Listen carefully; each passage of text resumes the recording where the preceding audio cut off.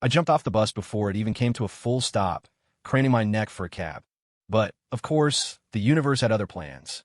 Every taxi that passed was already occupied.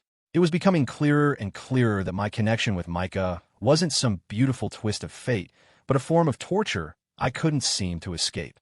When I finally hailed an empty cab, I told the driver to floor it to the big public market downtown. I remembered seeing little stalls there that sold heavy-duty roach powder. The aerosol cans you get at the supermarket are useless against Portland's apocalypse-grade cockroaches, so my only hope was that the vendors hadn't packed up for the night. I arrived to a wall of darkness. Never mind the pop-up stalls. Even the permanent shops inside were shuttered. A wave of frustration washed over me.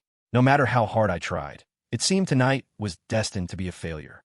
Defeated, I retreated to a 24-hour supermarket and bought a can of bug spray, hoping I could bluff my way through this.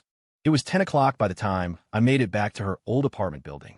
The hour-plus of running around had completely wrung me out.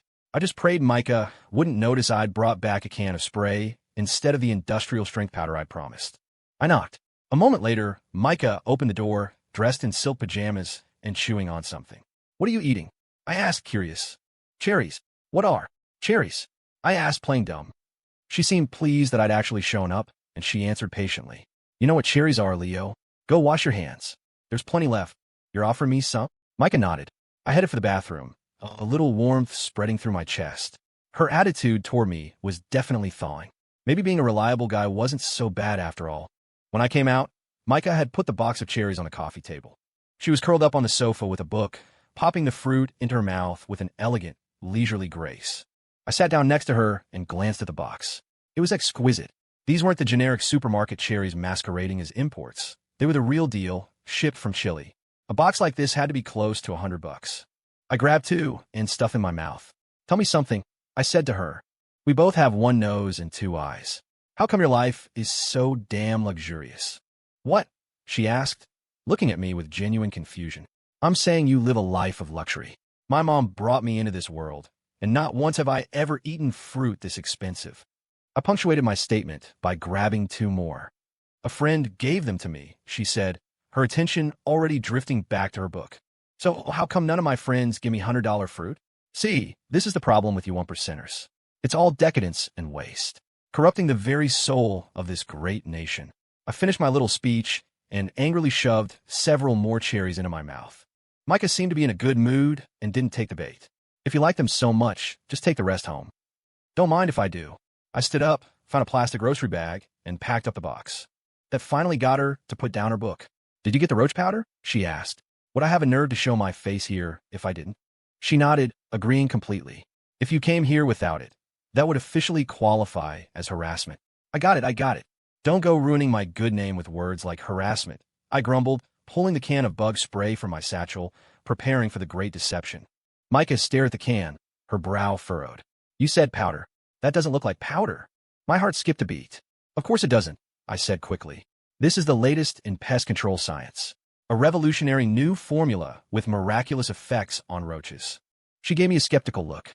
"I've read that cockroaches have a high resistance to pesticides. Normal sprays don't do much." "Don't be so doctrinaire. You think this is a normal spray?" "I'm not kidding. This one can is powerful enough to commit cockroach genocide in that bathroom. It's absolutely brutal." I was spewing pure nonsense now. Micah's expression was still full of doubt. "Why do I feel like your snake oil salesman?" My confidence wavered, but I pushed on angrily. "I'm doing this for your own good. Roach powder is highly toxic. What if you accidentally poison a mouse or something? How disgusting would that be?" That seemed to scare her. Okay, she said quickly. "Well, don't just stand there. Go do what you came to do. You want to come watch?" She shook her head vehemently. I turned away, a triumphant grin spreading across my face as I headed for the bathroom. The feeling was like conquering a city. Nice try, smart girl, I thought. Go ahead, try and expose me now. With Micah's cherries in hand, I said my goodbyes. It was already 11, and it would be past midnight by the time I got back to Robin's place. One exhausting night.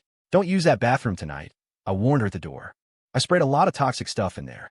"I know. You think you can hold it all night?" I asked, just to be annoying. "I doubt it. I usually have to go a few times." As expected, she frowned. "Why you talk so much?" "I'm just worried about you. I'm not staying here tonight, so it's fine." Her words piqued my curiosity again. I was almost certain she had another place in Portland, but why was she so determined to buy and live in this one? I held my tongue. She wouldn't tell me. I'd already asked once before, and knowing the answer would only satisfy my curiosity without serving any real purpose. I was trying to get used to doing things that mattered. I popped another cherry into my mouth. All right, I'm heading out. Call me if you need anything handled in this building or the neighborhood. I coughed, and the motion-activated hallway light flickered on. I turned to leave. Leo, wait. I turned back, surprised. You're not going to ask me to stay, are you? The bathroom's a chemical wasteland. I'd never make it. Take your guitar. Micah turned, went back into my old apartment, and came out with it. I didn't want to take it from her. I hesitated for a long time before speaking. I told you, find someone who knows guitars. You could get a good price for it. I don't have the money to pay you back right now. I only said that because you were pissing me off. Just take it. It doesn't belong to anyone. It belongs to you and Ava. Or at least to a memory. I was stunned. How did you know it had anything to do with Ava? Your names are carved on it, she said, her voice calm. After a long, heavy silence, I looked away from the guitar case leaning against the wall. I don't want it, I said quietly. Micah offered a small, sad smile. You can get rid of the guitar, Leo, but you can't get rid of the memory. Why pretend you can? I said nothing. Take it. She placed the case outside her door and gently closed it. Carrying the recovered guitar, I walked back to Robin's place with a heavy heart. As luck would have it, I ran into him right at the entrance to the building. He was with a woman in a tight dress who looked like she'd been poured into it. She took off her helmet and swung a leg over the back of Robin's modified sport bike. Robin took his off, too. It didn't take a genius to figure out this was his hookup for the night. Robin slung an arm around the woman. Leo, this is my friend, Lily. I managed to smile. Am I interrupting anything? I can grab a motel room. Nah, it's cool, Robin said. Not an all-nighter. Just give us an hour. All right, I'll just wait downstairs then. Can you take the guitar up for me? Robin took the guitar case from me, clapped me on the shoulder as if to say it'll be quick, and then wrapped his arm around Lily, leading her upstairs. I sat down on the steps, opened the box of cherries for Micah, and started eating. I waited on the steps for nearly 40 minutes, but Robin still wasn't done. The autumn wind was starting to cut through my jacket. I was about to go up and rush him when Lily came down the stairs, trailing a thick cloud of perfume. All done? I asked, pulling my jacket tighter. Lily shot me a resentful look. If it wasn't for you, I'd be spending the night. Robin's got a bunch of bars to hit up tomorrow. Give the guy a break. I don't get why two guys have to live together, she muttered, still annoyed. I'm just crashing here for a bit. I'll be out as soon as I find my own place. I explained, feeling a little guilty. Lily nodded, then said, I forgot my wallet. Give me $50 for an Uber. I was a bit taken aback. Why didn't you just ask Robin? I forgot. I'm not going back up there. Just hurry up. She held her hand out. You're not a hooker, are you? She rolled her eyes. Have you ever met a hooker who only asked for $50? Fair point. I pulled out my wallet but couldn't find a 50. Before I could look for smaller bills, Lily snatched a $100 bill from the flap, waving it in front of my face like I was the one who owed her for services rendered. After she left, it hit me that staying at Robin's wasn't a long-term solution. It was inconvenient, far from work, and I clearly needed to step up my apartment search. Back in the apartment, the air was still thick with the scent of their tryst. I instinctively glanced at the bed, but the blankets were still neatly folded. Didn't want to mess up your bed, Robin explained. We didn't do it there. The sacrifices you make. Robin grinned. No sacrifice. Lying down, standing up, it's all the same. I put the cherries from Micah on the small table. A friend gave me these. Have some. Whoa, imported from Chile. Which one of your friends is this bougie? Robin asked, popping one in his mouth. I didn't answer right away, realizing that calling Micah a friend was wishful thinking. In reality, we were barely more than strangers. Or at least, strangers where one of them found the other intensely annoying most of the time. Just a friend, I said vaguely. It wasn't a big deal, so Robin didn't press. He took the guitar out of its case, strummed a chord with a look of pure bliss, and then turned to me. I thought you pawned this masterpiece to pay off a debt. How'd you get it back? She gave it back to me, I answered honestly, and she would be. Do I need to write you a goddamn book to answer all your questions? Robin just gave me an all-knowing smile. Chill out. He finally dropped it, strummed the guitar again, and the opening notes of Jeff Buckley's Hallelujah floated out of the 10x10 attic room, carried on the autumn wind. The night was as still as a pool of stagnant water. Robin and I lay on the bed, each with a cigarette, lost in the same daze, the same silence. A sudden gust of wind blew through the open window, scattering the smoke that filled the room. I took a defiant drag, exhaling a thick cloud to challenge the wind, and the smell of tobacco once again filled the space. I finished my cigarette, crushing it in the ashtray. What are you thinking about, man? I finally asked. Girls, Robin said, taking a deep drag of his own. Didn't you just sleep with Lily? I teased. Robin smiled, stubbed out his cigarette, and immediately lit another. He was quiet for a long moment before he spoke. I wonder how she's doing. If you're thinking about her, just call her. Just as an old friend, checking in. It's been over 2 years since you and Ava broke up. You brave enough to call her. Robin shot back. Why are you bringing me and Ava into this? Same principle. What would calling her change? It's better to just leave it as a thought. I just feel for you, man. You still love her. You were forced apart by her parents. And in the end, you're the one she thinks of as a traitor. As long as she's happy, what I have to endure doesn't matter. I lit another cigarette, took a couple of drags, and fell silent. I stopped trying to convince him to contact the girl in New York. Let's get some sleep. It's almost morning, Robin said, stubbing out his half-smoked cigarette. I glanced out the window, feeling as if I could see through all the darkness that preceded the dawn. I couldn't help but sigh. Living, it's an unsolvable puzzle, full of rights and wrongs, truths and lies. The next day was another whirlwind of work, a level of busyness I hadn't experienced in my first 2 years at the company. It was mainly because Ben's responsibilities had temporarily fallen onto my shoulders. But it wasn't all bad. If I was lucky enough to become the creative team lead, this was a good trial run. Besides being busy, I had another win. It was payday. As the workday wound down, I started planning how to spend my salary. After much consideration, I decided the first order of business was to treat Micah to dinner. I still remembered how furious she was when I tricked her into going to Ben's wedding. It was, without a doubt, a poorly thought-out move on my part. So tonight's dinner invitation had to be delivered with the utmost sincerity. It was one part apology, one part thank you for playing along at the bar the other night, saving me from total humiliation in front of Ava. I found Micah's number and dialed. She took a while to answer, her voice as calm as ever. Hello? What is it? I was hoping to treat you to dinner tonight. Would you do me the honor? I said, laying the sincerity on thick. Whose wedding is it this time? I was speechless. She had a way of gutting me with that placid tone of hers. After a pause, I managed, no wedding this time, I swear.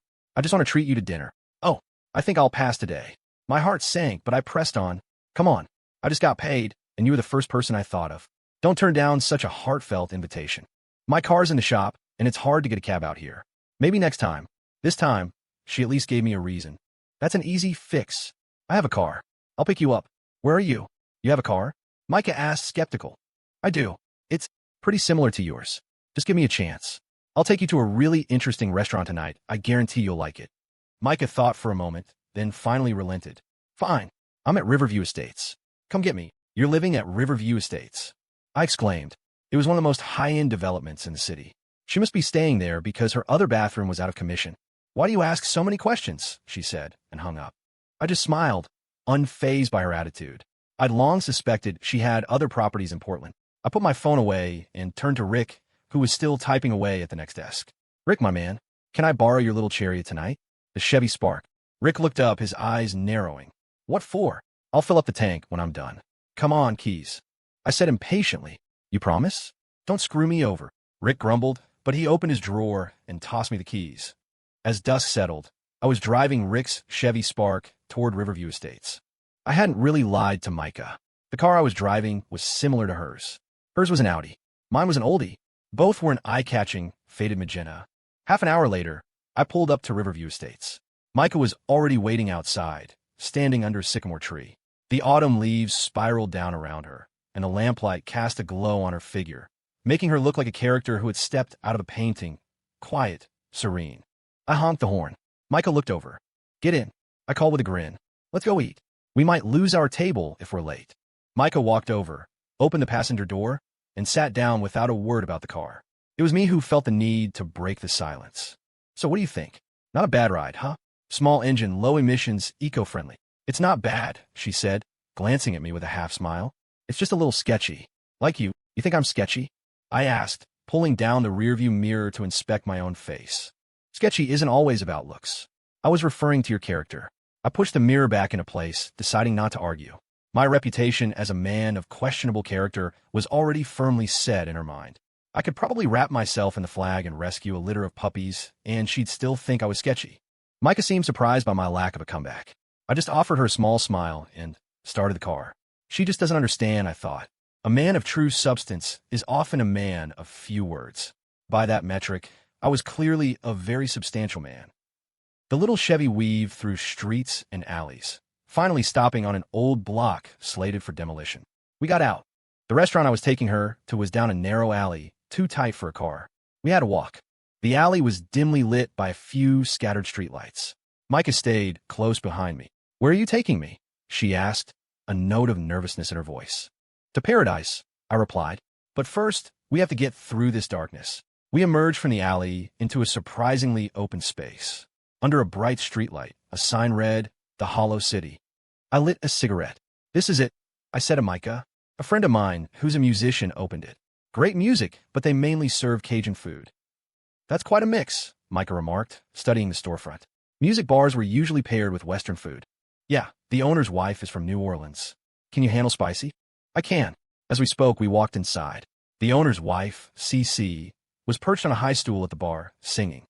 A draft beer sat beside her, a half-smoked cigarette pinched in her fingers. She spotted me immediately and, during a break in the music, shot me a finger snap.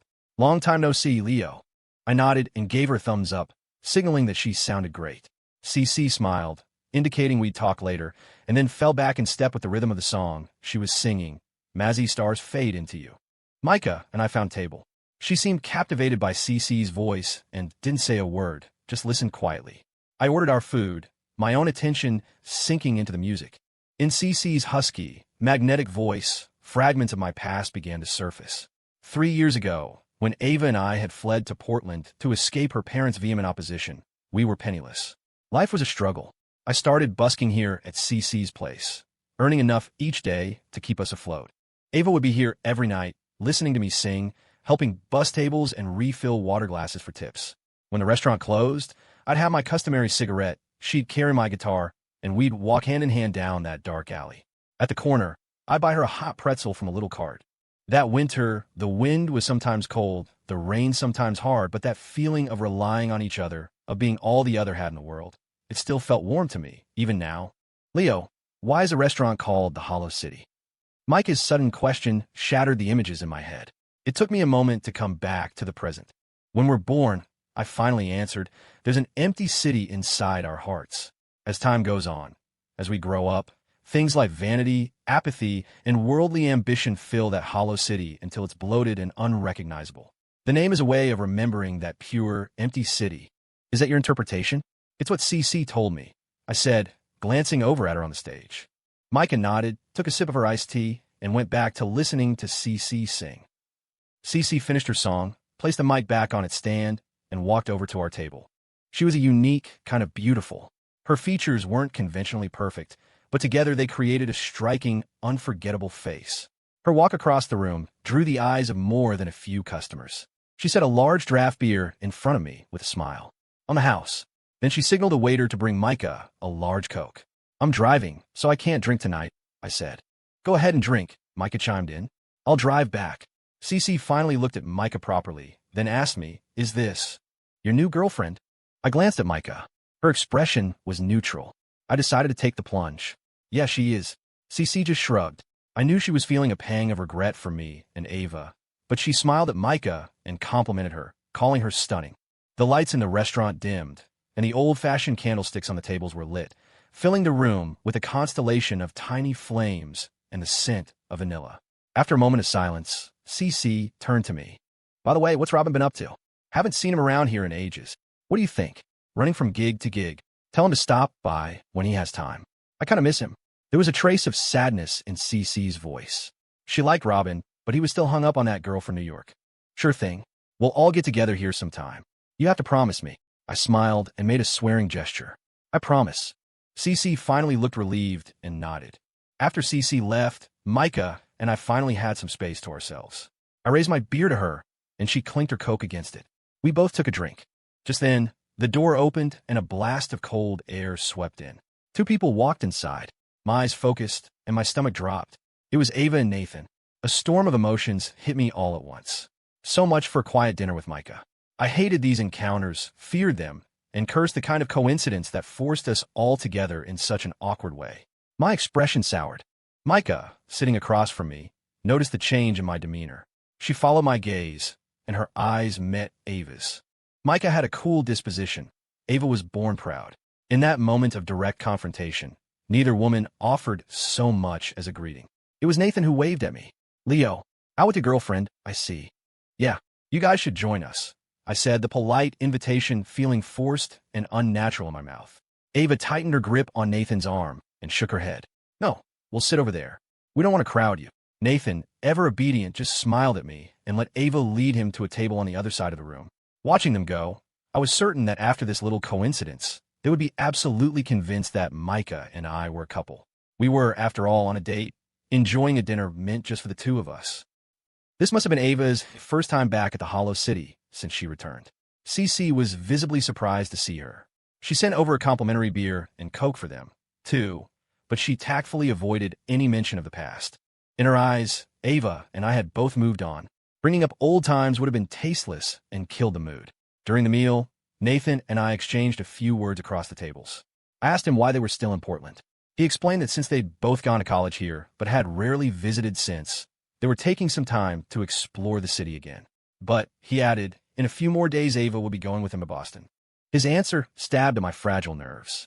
I knew exactly what a trip to Boston meant. Meeting his family. It probably wouldn't be long before I received their wedding invitation in the mail, ready to tear me to shreds all over again. I was on edge for the rest of the meal, deliberately avoiding looking in Ava's direction and drinking very little. Our past, I told myself over and over, has been washed away by the river of time. No amount of regret or self-torture will change anything. I knew, deep down, that from the moment Ava put on that diamond necklace from Nathan, I was living in my own, separate world. I had to build the strongest walls, seal myself inside, and not look, not think, not feel. I don't know when, but Nathan and Ava finished their dinner before us. With a simple, perfunctory goodbye, they left.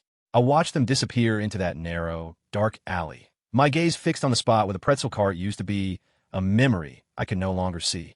The night felt a little colder. Micah waved a hand in front of my face, pulling me back from my daze. I realized then that this was supposed to have been a dinner for just the two of us. I gave her an apologetic smile, raised my glass, and drained the rest of my beer in one go. I was still sober. Dinner continued, not because we were eating slowly, but because Ava and Nathan had left so abruptly. I ordered another beer, not to get drunk. This stuff wouldn't do it, but hoping the cold liquid would shock my system into clarity. Half an hour later, we finished our meal. After saying goodbye to CC, I started to lead Micah out. "Leo, you haven't paid yet, have you?" Micah said, grabbing my arm. "We're such good friends. Why would I need to pay?" I said, walking on. It was just a joke. We had been mostly silent during dinner, and I wanted to lighten the mood, to make the evening seem less heavy than it was. Micah pulled harder, her face, which had been calm all night, now flushed with anger. "You have no principles. If everyone was like you, how would your friend keep a restaurant open?" "Are you drunk?" "I didn't know Coke could do that to a person," I said with a half smile, looking at her. Her passionate reaction was a world away from her usual self. Realizing she'd lost her composure, Micah stopped arguing, pulled out her wallet, and started walking toward the bar. In that moment, I understood just how much she despised my perceived lack of character, despised it enough to forget her own decorum and physically stop me in public. I hurried after her and grabbed her arm. I said, "I was treating you. How can I let you pay? I don't want to be associated with scum like you. Don't talk to me." I was just kidding." I turned her around so she could see the corner. "The register isn't at the bar. It's over there."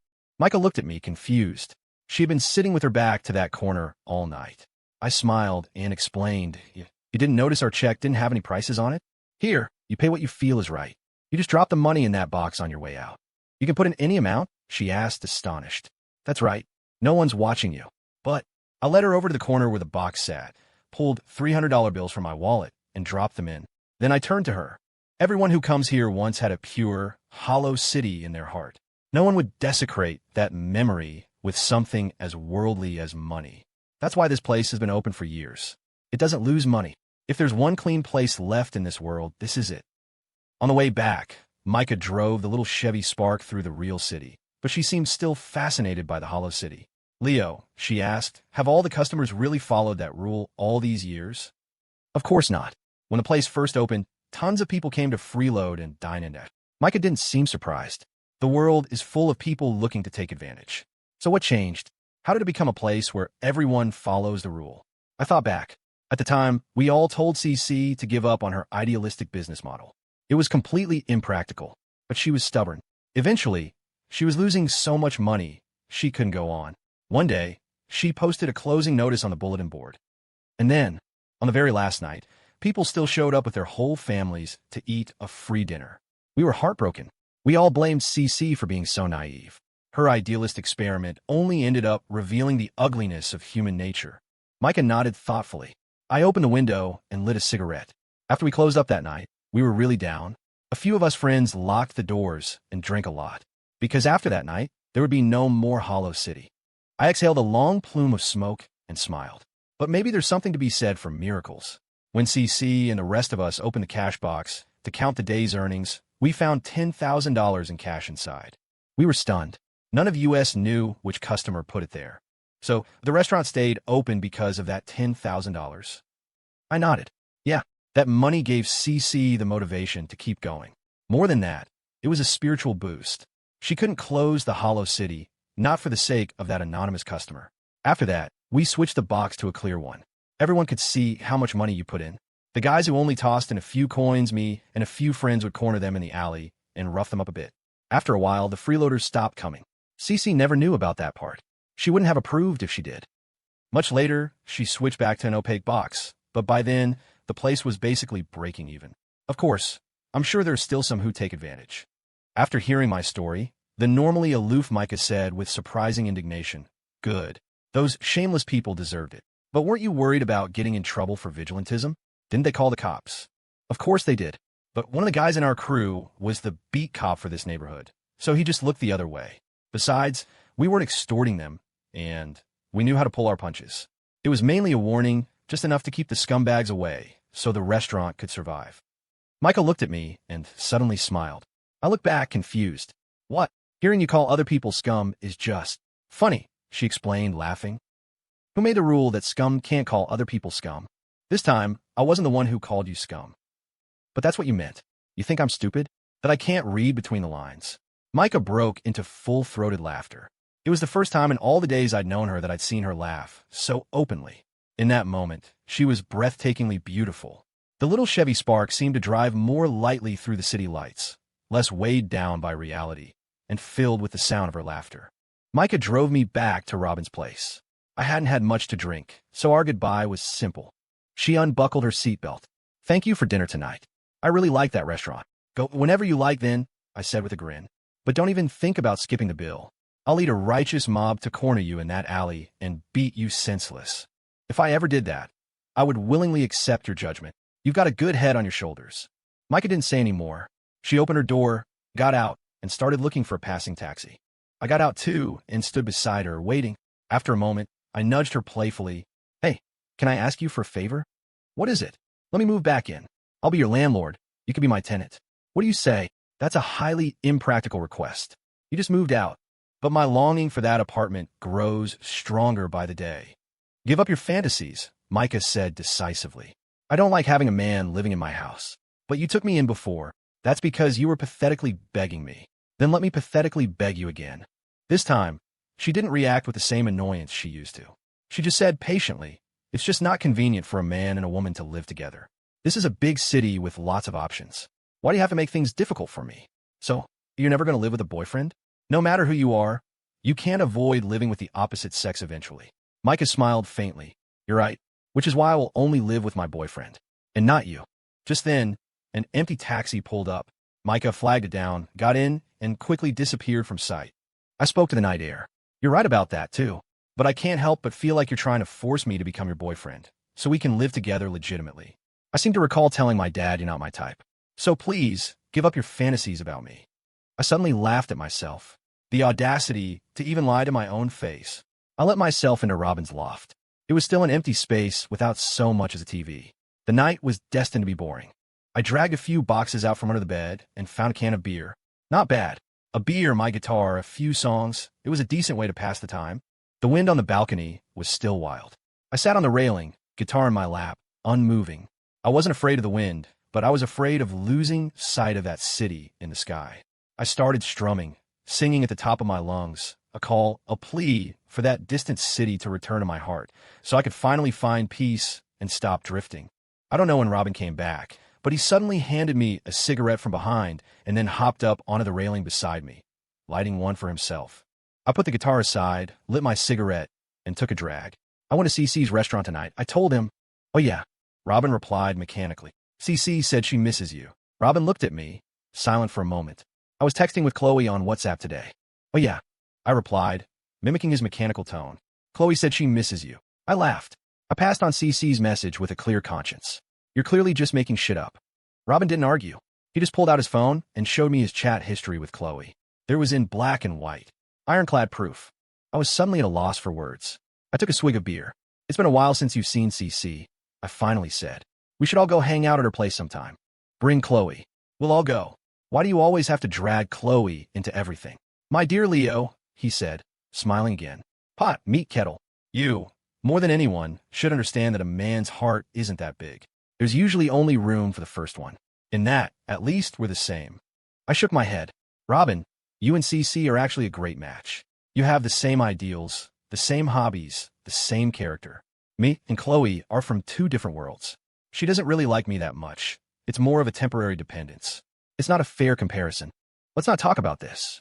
I'm tired. Going to bed. Robin clapped my shoulder and hopped off the railing. Hey, let's find a time to go to CC's soon. I called after him. We'll see, he called back, giving me a non-committal answer before disappearing inside. I knew he couldn't bear the thought of desecrating CC's affection with a body that didn't carry a loving heart. CC wasn't like the other women he brought home. On that point, Robin had his principles. I understood him, but I still felt a sense of regret.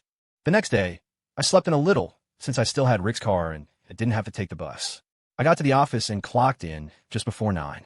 A second later, Rick came rushing out of the other elevator, running like his feet were on fire. He was about to punch his card when the clock ticked over to 9:00. Leo, this is all your fault, he wailed. I thought I had a car, so I slept until 8, and now. Ugh, there goes my perfect attendance bonus for the month. I tossed him the keys. It's just an attendance bonus. What's the big deal? I didn't get one last month, either. Have you ever gotten one since you started working here? His question stung. My face darkened, and Rick quickly changed the subject. You said you'd fill up the tank. Did you? Don't worry. It's full to the brim. Oh, by the way, I found a Shell gas card in your car. I just handed it to the attendant. The color drained from Rick's face. He clung to a final sliver of hope. You don't know the PIN. Isn't just Pam's birthday?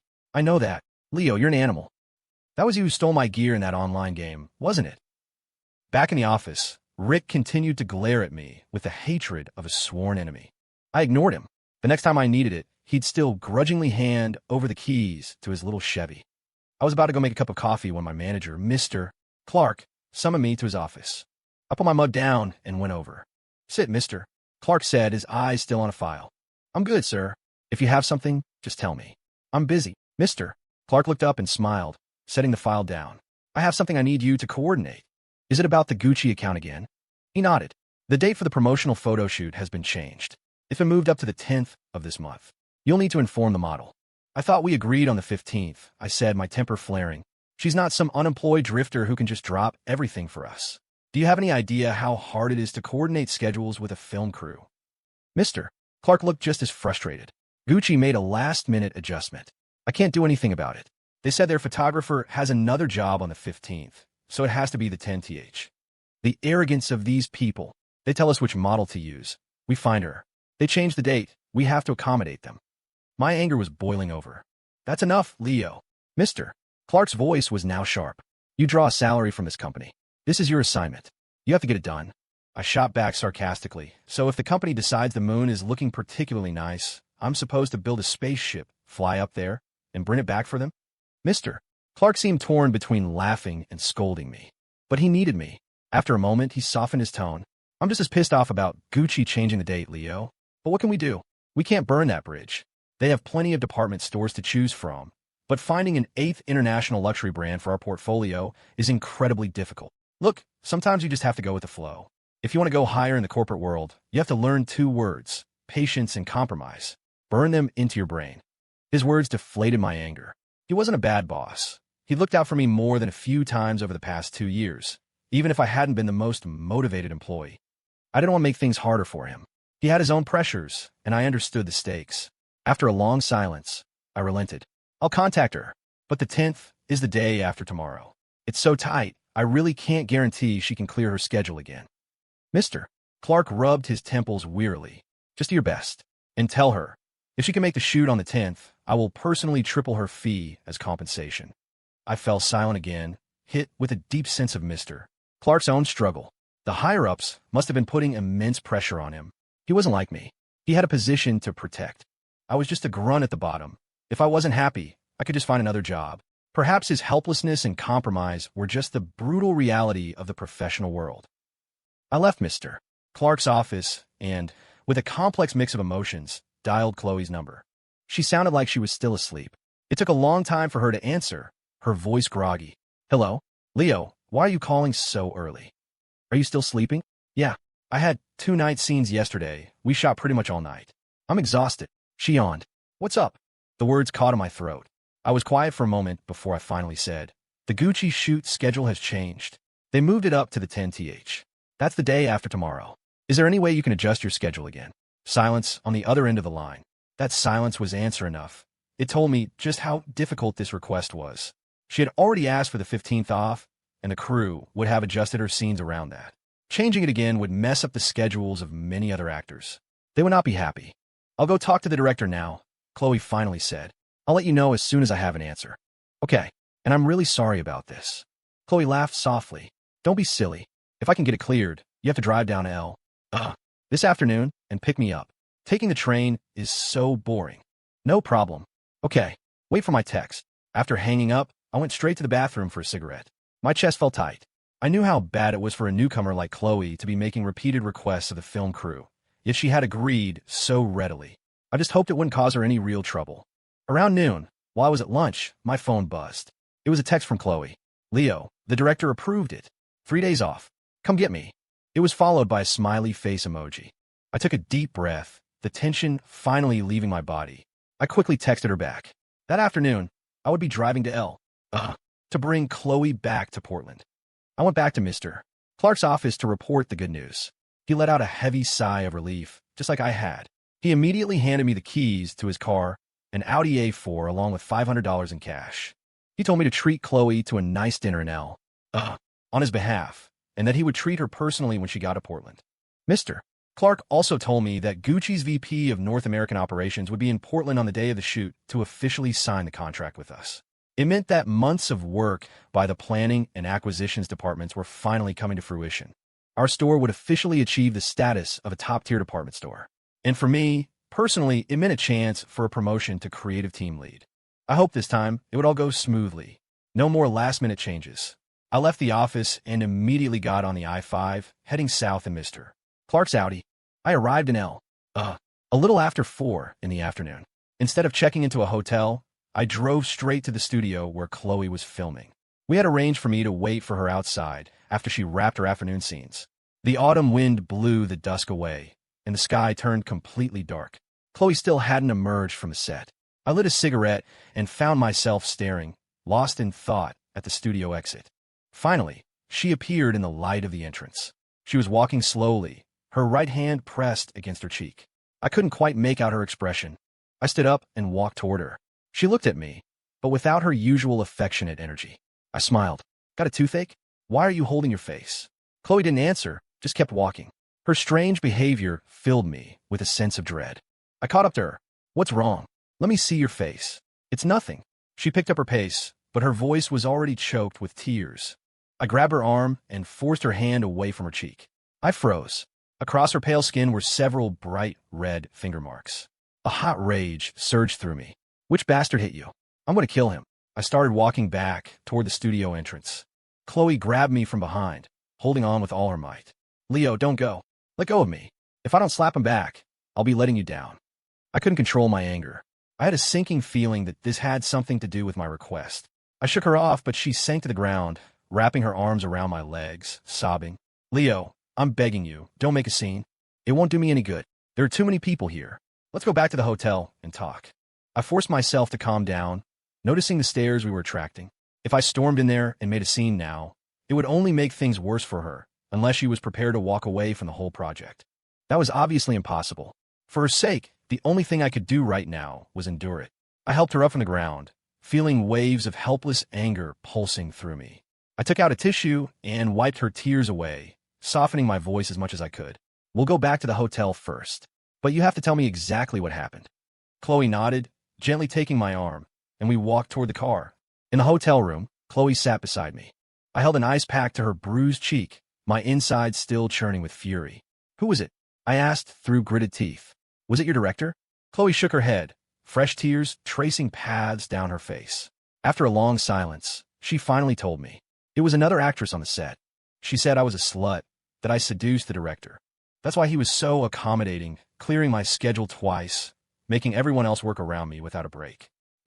She couldn't go on, breaking down into sobs. My heart felt like it was being twisted by a knife. I was right. My request had brought her this trouble. I wished I could find that actress right now and give Chloe's slap right back to her. Do they always bully you like this? Chloe nodded. This industry is complicated. I'm just a newcomer, fresh out of school. It's normal. You don't have to be angry for me, Leo. Who was the actress? I asked, my brow furrowed, still wanting to get justice for her. Chloe shook her head frantically, refusing to tell me. A suffocating feeling of helplessness washed over me, and a deep resentment for making her suffer such a huge humiliation. As if she could read my mind, Chloe tried to comfort me. Don't think about it. Her hitting me will only make me work harder. I will definitely go higher and farther than her. Maybe someday, I'll even have to thank her for this slap. I clenched my jaw inside, Mr. Clark's words from that morning echoing in my mind. Patience and compromise. Yes, whether in the corporate world or in Hollywood, you had to learn to endure. Those of us struggling at the bottom didn't have the capital or the right to lash out. If you were impulsive, if you didn't learn to control yourself, you would only pay a greater price. That's why Chloe was so desperately trying to stop me from fighting her battles. But just because we were nobodies, did we have to live without any dignity? Did a pure, transparent city in the sky really not exist in this world? Could we never return to that hollow city of our original human nature? Who the hell could give me an answer? The night deepened, and the autumn wind outside grew fierce. The hotel room became a temporary sanctuary from the world's evils. Chloe was still leaning against me, staring blankly at the AC unit. I was doing the same. Neither of us had any appetite. After a long while, I glanced at her face. The red marks had finally started to fade a little. Let's go get something to eat, I said. Or, if you don't want to go out, I can order room service. Chloe shook her head. Let's go out. Okay. My boss gave me $500 to treat you to a nice dinner. A small smile finally touched her lips. I'm so sick of craft services. Let's go all out tonight. Eat the best. I nodded emphatically. Yeah, the best. And if it's not enough, I'll ask my boss for more. We'll bankrupt him. Make him afraid to even see our names. You're terrible, she said. We looked at each other and shared a sad, gallows humor smile. The wind howled through the streets, which were now mostly empty. Chloe wore a thick, pink down jacket as she walked beside me. We had talked about having a lavish meal, but in the end, we just decided to get a bowl of ramen. Maybe, in that moment, we didn't want the glamour of a fancy dinner. We just wanted the simplicity of a bowl of ramen, a simplicity in which we could forget the pain of reality. In the ramen shop, Chloe took off her mask and looked at her reflection in a small compact mirror. The photo shoot is the day after tomorrow, she said worriedly. I don't know if these marks will be gone by then. You still have all of tomorrow. They should fade. I reassured her. Chloe nodded. I'll put more ice on it when we get back. I looked at her, my heart aching, but I didn't know what else to say. I just felt a pang of regret for how impatient I'd been with her in the past, how I'd resented the trouble she brought me. She was actually very good to me, but it was a goodness I only seemed to recognize when I needed something from her. That made me feel deeply ashamed. Sometimes, you really shouldn't judge a person so one-dimensionally. Even if Chloe was a troublesome woman, she had her good qualities. At the very least, she had a strong sense of loyalty to her friends. Otherwise, she wouldn't have chosen to help me, even at great personal cost. During our meal, Chloe started talking about her friends. Leo, how are Robin and Cece doing? Are they together yet? I don't think so. That's such a shame. Cece is a great girl. A little idealistic, maybe, but Robin is pretty idealistic too. I think they'd be great together. I nodded in agreement, but added helplessly, you know Robin has that wall he can't get over? He doesn't want to start something with CC while he's still carrying that baggage. I get it. What about you? Chloe suddenly turned the topic to me. Have you gotten over your wall? I had an answer in my heart, but I fell silent. In that moment, I wish someone could journey to that city in the sky and come back to tell me how long it would take for me to cross all the barriers and climb back up to that place, to see the woman waiting for me there. But I knew the woman waiting in that city in the sky was no longer Ava. Seeing my prolonged silence, Chloe smiled. Your silence is your answer. I didn't deny it. I just said with a touch of melancholy, hurry up and eat. Your noodles are getting soggy. Chloe lowered her head and took a bite, then seemed to remember something. When we get back to Portland, let's all go to CC's restaurant. It's been ages since I ate there. I kind of miss it. Yeah, let's do it tomorrow night. We'll get Robin to come, too. Having made that pact to be friends, Chloe and I didn't stay in the same room that night. Back in my own room, I lit a cigarette and sank into my solitude, my mind uncontrollably drifting back to Ava. The thought of her brought a familiar panic, a feeling I couldn't resist. I took a deep drag of my cigarette and smiled helplessly. Ava and I had been through so much, but all those little moments, when pieced together, only formed a broken love story. In the end, they transformed into a brutal force that tore me to shreds. In that shattered state, I imagined Ava, right at that moment, lying in bed with Nathan, whispering sweet nothings, having completely forgotten all the moments we once shared. And in that vision, I crumbled into dust, a pain so deep I couldn't even feel it anymore. The buzz of a text message finally saved me. I stubbed out my cigarette and picked up my phone. The message was an unexpected rescue. It was from Micah. There must be a lot of dead cockroach bodies in the bathroom after you sprayed, right? She was unbelievable. Even dead cockroaches scared her. I smiled and texted back. There should be a few yet. Do you have time to come clean them up for me now? I'm in on a business trip. I'll do it when I get back. Or you could find someone else to help. I'll wait for you. I don't want to bother anyone else with something so disgusting. I looked at her reply, not knowing whether to laugh or cry. She was really something else. Just because I owed her a bit of money, she felt she could assign me any disgusting task with a clear conscience. I texted her back. The life of a poor man is hard. No dignity, no happiness. Less complaining. Be a better person, get a better job. Reading her reply, I felt a genuine smile spread across my face. I couldn't quite explain why it was funny, but it was a strange, subtle feeling. My mood gradually lifted.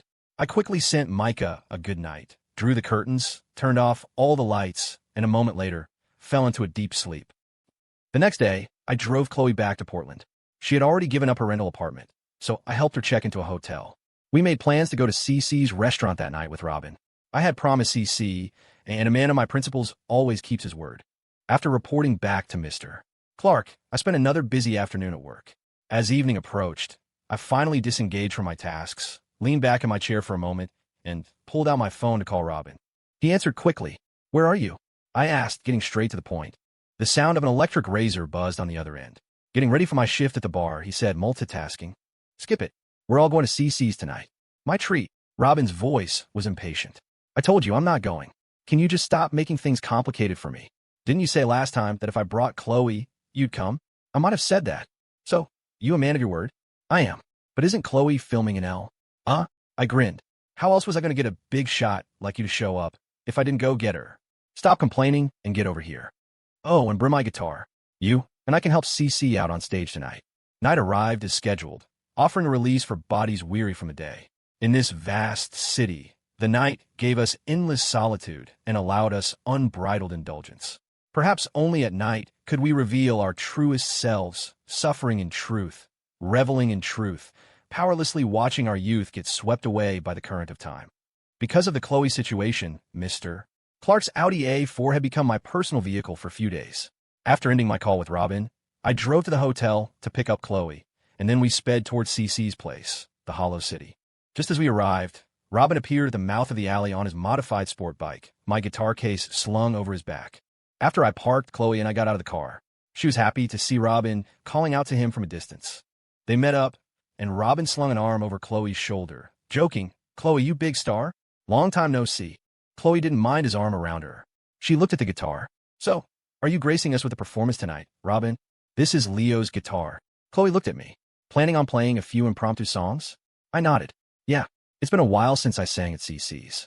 I kind of miss the old days when I used to busk here. Why is it that whenever I hear the word miss, I just feel a pang of bitterness? Robin said. Chloe chimed in. Because nostalgia is shameful. We're the kind of people who look forward, right, Robin? Robin nodded. True. Leo's the only one left who's willing to be shameful and keep looking back. I just smiled. Robin and Chloe's teasing was more of a cover, an evasion. But I wouldn't call him out on it. No matter how perfect his public disguise was in the dead of night, the mask would be ripped away. The night has no patience for posers. The three of us joked as we walked through the dark alley to CC's restaurant. Pushing open the door, we were greeted by the familiar sound of CC's voice. This time, she was singing Pearl Jam's Just Breathe. She was so absorbed in the song that she didn't even notice us arrive. We didn't disturb her, just found a corner table and listened to the song, which stirred up so many emotions in all of us.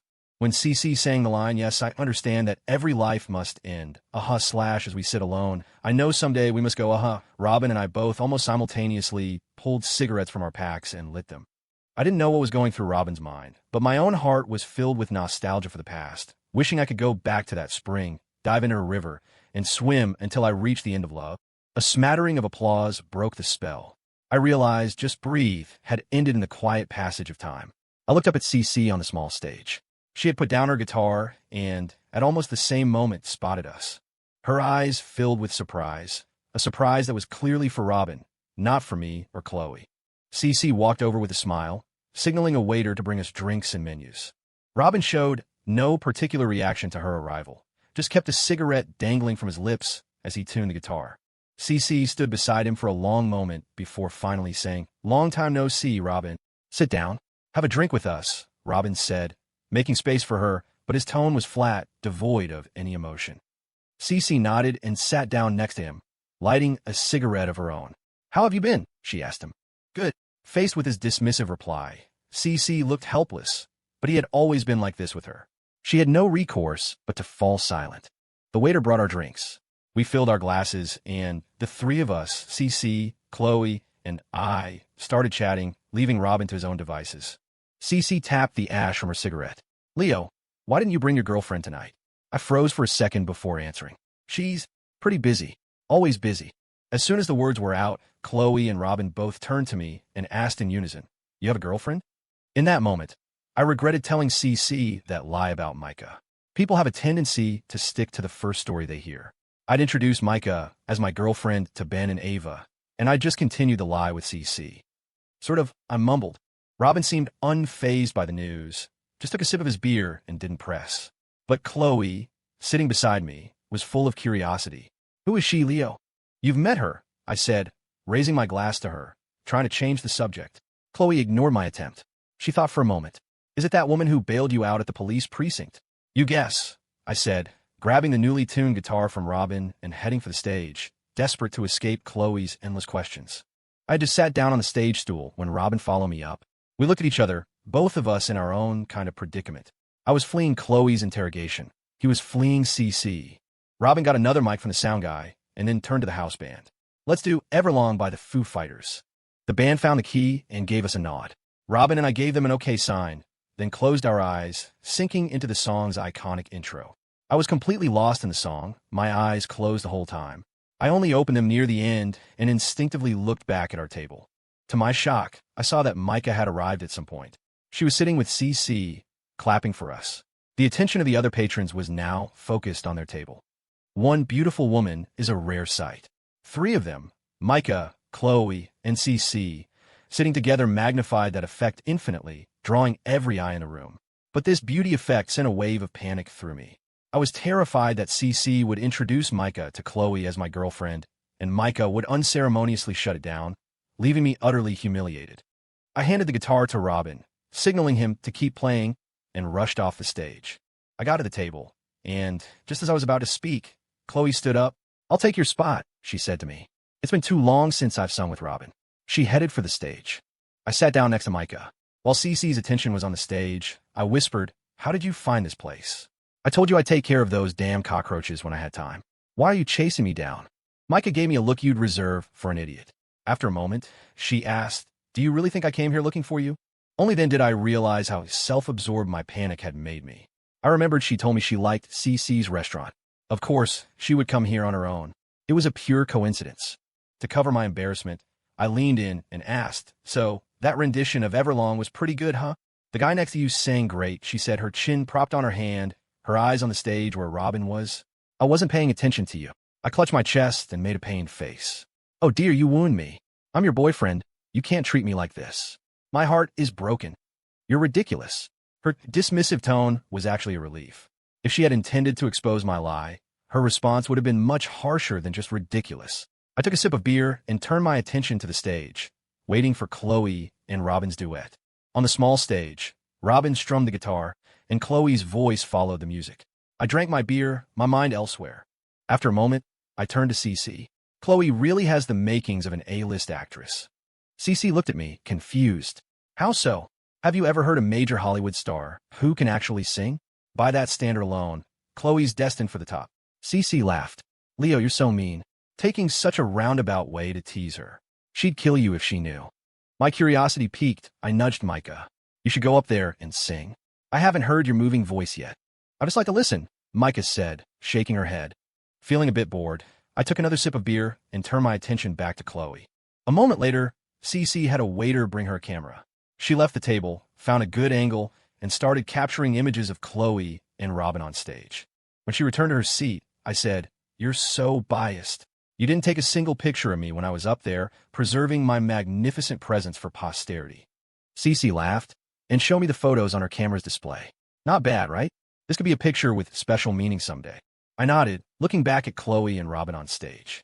Maybe one day, they really would be famous in the entertainment world. A photo of their pre-fame duet would certainly have special meaning. But even if that day came, who would know about the countless difficult yesterdays and todays they had endured to get there? It was a simple night, simple enough that it was just a few of us taking turns singing on stage. Micah was even simpler. She barely said a word from beginning to end, just sat with her chin in her hand, listening quietly. Perhaps everyone who came to the Hollow City treated it as a sanctuary, a beach where they could stop and rest, simply listening to music, simply enjoying the warmth of human connection. I had intended to pay for dinner, but Micah beat me to it, dropping a thick wad of cash, at least $1,000, into the box that symbolized our collective humanity. I took great pride in this, boasting to everyone that my girlfriend was a sugar mama. They all teased me back, calling me the kept man. In reality, there was no sugar mama and no kept man. It was just a group of young people laughing and messing around together. We didn't have much of our youth left. Only through laughter could we make these final years seem less lonely and heavy, because none of us wanted to be the lonely one in the prime of our lives. Leaving Cece's restaurant, Micah said her goodbyes to everyone and was the first to drive off. Then Robin left. It was my job to take Chloe back to her hotel. On the way, Chloe drove, since she hadn't been drinking. I opened the window, lit a cigarette, and watched the city pass by under the night sky. A light, misty rain had begun to fall, and the autumn wind felt cool against my skin. Chloe suddenly changed lanes, turning the car around. "It's still early," she said. "The hotel is too stuffy. Let's go sit by the river." "Okay," I replied, still lost in the vastness of the night. A few minutes later, we were at the Willamette River, sitting side by side on the grass, which was already damp from the rain. After a moment, I lay back, letting the fine rain fall on my face, my emotions completely emptied out by the cool autumn air. Chloe lay down on her side, next to me, her hand resting on my chest. She whispered in my ear, "Leo, Micah isn't really your girlfriend, is she?" I was a little surprised. "How could you tell?" Chloe smiled. "A woman's intuition. I can see she doesn't have that kind of feeling for you." Her insight made me believe that women really are creatures of instinct. I nodded. "Yeah, she's not my girlfriend. It's just..." I ran into Ava, and I didn't want her to see me looking pathetic. It was a spur-of-the-moment thing. "Ava's back." Chloe's voice was full of surprise. "Yeah," I sighed. I lit another cigarette, took a deep drag, and rested my arm under my head, staring up at the drizzling sky. Chloe seemed cold. She huddled closer to me, but remained silent. And so, the two of us, buffeted by life, clung to each other on this rainy night, searching for what little warmth we could find. I don't know how long we lay there before Chloe whispered in my ear, "Leo, do you have a place you long for?" "I do. It's a city." "A city? Like Cece's restaurant?" "No, it's in the sky. A city in the sky. It's crystal clear, and inside lives a beautiful woman with long, flowing hair." Chloe thought for a moment. "Micah is a beautiful woman with long, flowing hair. Not her. Her hair is slightly wavy." I dismissed the idea, then asked her, "What about you? What's the place you long for?" "It's a small island across from a beach, but I don't know where it is." Then, in the middle of the sea, I meet a man with a sailboat. He takes me to the island, and we live there together. Every day, we watch the sunset. Oh, and he makes me dinner every evening, so the island is filled with the smoke from our chimney, and we never have to think about the smoke and fire of the mortal world again. I smiled. You're really something. You even have the whole story worked out. It's beautiful, though. More beautiful than my city. Chloe didn't say anything more, just pressed her cheek against mine. After a long time, she said, Leo, stop thinking about Ava. Fight for your own life. Let's not be the ones who are defeated by reality. The cigarette in my hand was soaked by the rain. I took a heavy drag, and a bitter, wet taste filled my mouth. I hated it. Can I really forget Ava? I asked myself, and fight to become a master of my own life. This time, I gave myself an answer. Whether I could forget Ava or not, I had to start fighting. I knew the opportunity one had at work was one Chloe had earned for me through great personal sacrifice. After a long silence, I said to her, You're right. I need to fight. Starting today, get my life in order. Become a master of my life. Good. Leo, hold me. I'm cold. The rain continued to fall softly. A small puddle had formed in a low spot on the ground. The reflection of a streetlight shimmered on its surface, as if showing us a glimpse of that city in the sky and that island across from the beach. After saying a temporary goodbye to Chloe, I returned to the loft. I opened the door to find Robin sitting on the rooftop terrace, a guitar in his lap, but not playing.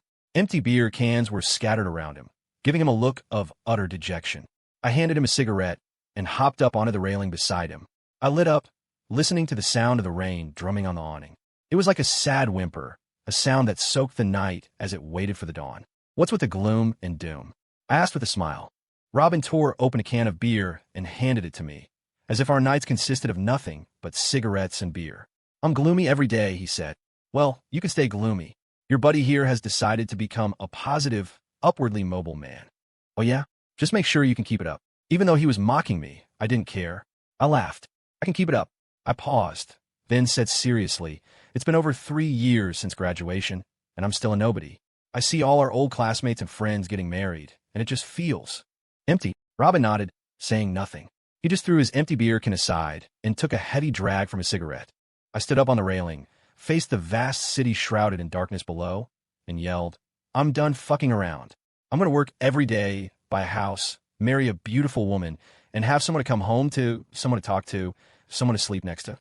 Robin suddenly strummed his guitar and started humming a cynical little tune. Don't be a fool, he sang. It was then I realized that Robin was a real bastard sometimes. The next day, I arrived at the office early. Chloe came in, too, to meet with a marketing manager from Gucci. The manager, upon seeing Chloe, praised her look and temperament, saying she was a perfect fit for the Gucci brand. I didn't doubt it. Though Chloe was often goofy and loud with us, when she was in work mode, she exuded a noble, high-fashion aura with a hint of mixed-race beauty. Gucci's insistence on her for the campaign probably wasn't just a test of our store's commitment. It was mainly because she was genuinely suitable. It was a testament to the brand awareness of a top international label. They were always careful with their marketing. While Chloe was shooting the campaign, Gucci's North American VP arrived as scheduled to sign the contract. The signing ceremony was a high-profile event with a lot of media present. Our company used the opportunity to officially announce our entry into the ranks of top-tier department stores. The publicity was also meant to build buzz for the full marketing campaign I would soon be in charge of. My first real challenge, my first real opportunity, was officially beginning. That evening, our company hosted a dinner for the Gucci VP and his team. As one of the heroes of the project, I was given a special invitation, which left me feeling a bit overwhelmed. In my 2 years as a low-level employee, I had barely exchanged a few words with the company's top executives, let alone had dinner with them. At the banquet, Mr. Clark lavished praise on me in front of the senior management. So much so that at the end of the night, our company's executive vice president, a man named Mr. Roberts, came up to me personally, clapped me on the shoulder, and said, Young man, I'll remember you. Of course, it was just a memory for now. If I wanted the company's top brass to truly take notice, I needed to seize this rare opportunity and give my all to the marketing campaign to create real value for the company. After the celebration banquet, I went to find Chloe. Her work for Gucci was done, and the next day, she would be leaving Portland to return to L.A. and continue the fight for her acting career. We sat next to a set of railroad tracks. In the darkness, the tracks stretched infinitely in the direction of the wind, looking so free. But I knew that the next city was probably their final destination. An old, green-painted freight train, a rare sight these days, carrying a load that seemed as lonely as we felt, rushed past us, leaving behind only a blur of light and a metallic smell. Chloe sat beside me in a thick coat, a small distance between us. a distance that was making us feel more and more like just friends. I pulled my jacket tighter, lit a cigarette, and said to her, "When you get back to the set, don't let anyone bully you again." Chloe hugged her knees, her eyes lost on another passing train. After a long moment, she nodded. "Okay, and you need to work hard, too." "I will. I actually feel really guilty. You went through so much because of my problems. These past few nights, when I couldn't sleep, all I could think about was finding that actress and hitting her." Chloe smiled. "Don't be such a kid. To be honest, I don't even want to think about it anymore." "Then what do you think about?" "Nothing. If I think too much, I just make myself sad." I completely agreed with her, but could she really do it? I, at least, often let my soul, trapped in this flesh and blood body, wander off into wild thoughts, and the more I thought, the more it hurt. We sat in silence for a long time. I took an envelope out of my bag and handed it to her. "This is your pay for the shoot. $5,000. You should count it. Why is it so much?" "My manager said that if you could make time for the shoot, he would personally pay you triple the rate. Take it. You earned it." I pressed the envelope into her hand. Chloe took it and put it in her purse. We remained silent until it was time to leave, watching train after train roar past, carrying the wind with them. On the way back, it was just past 10.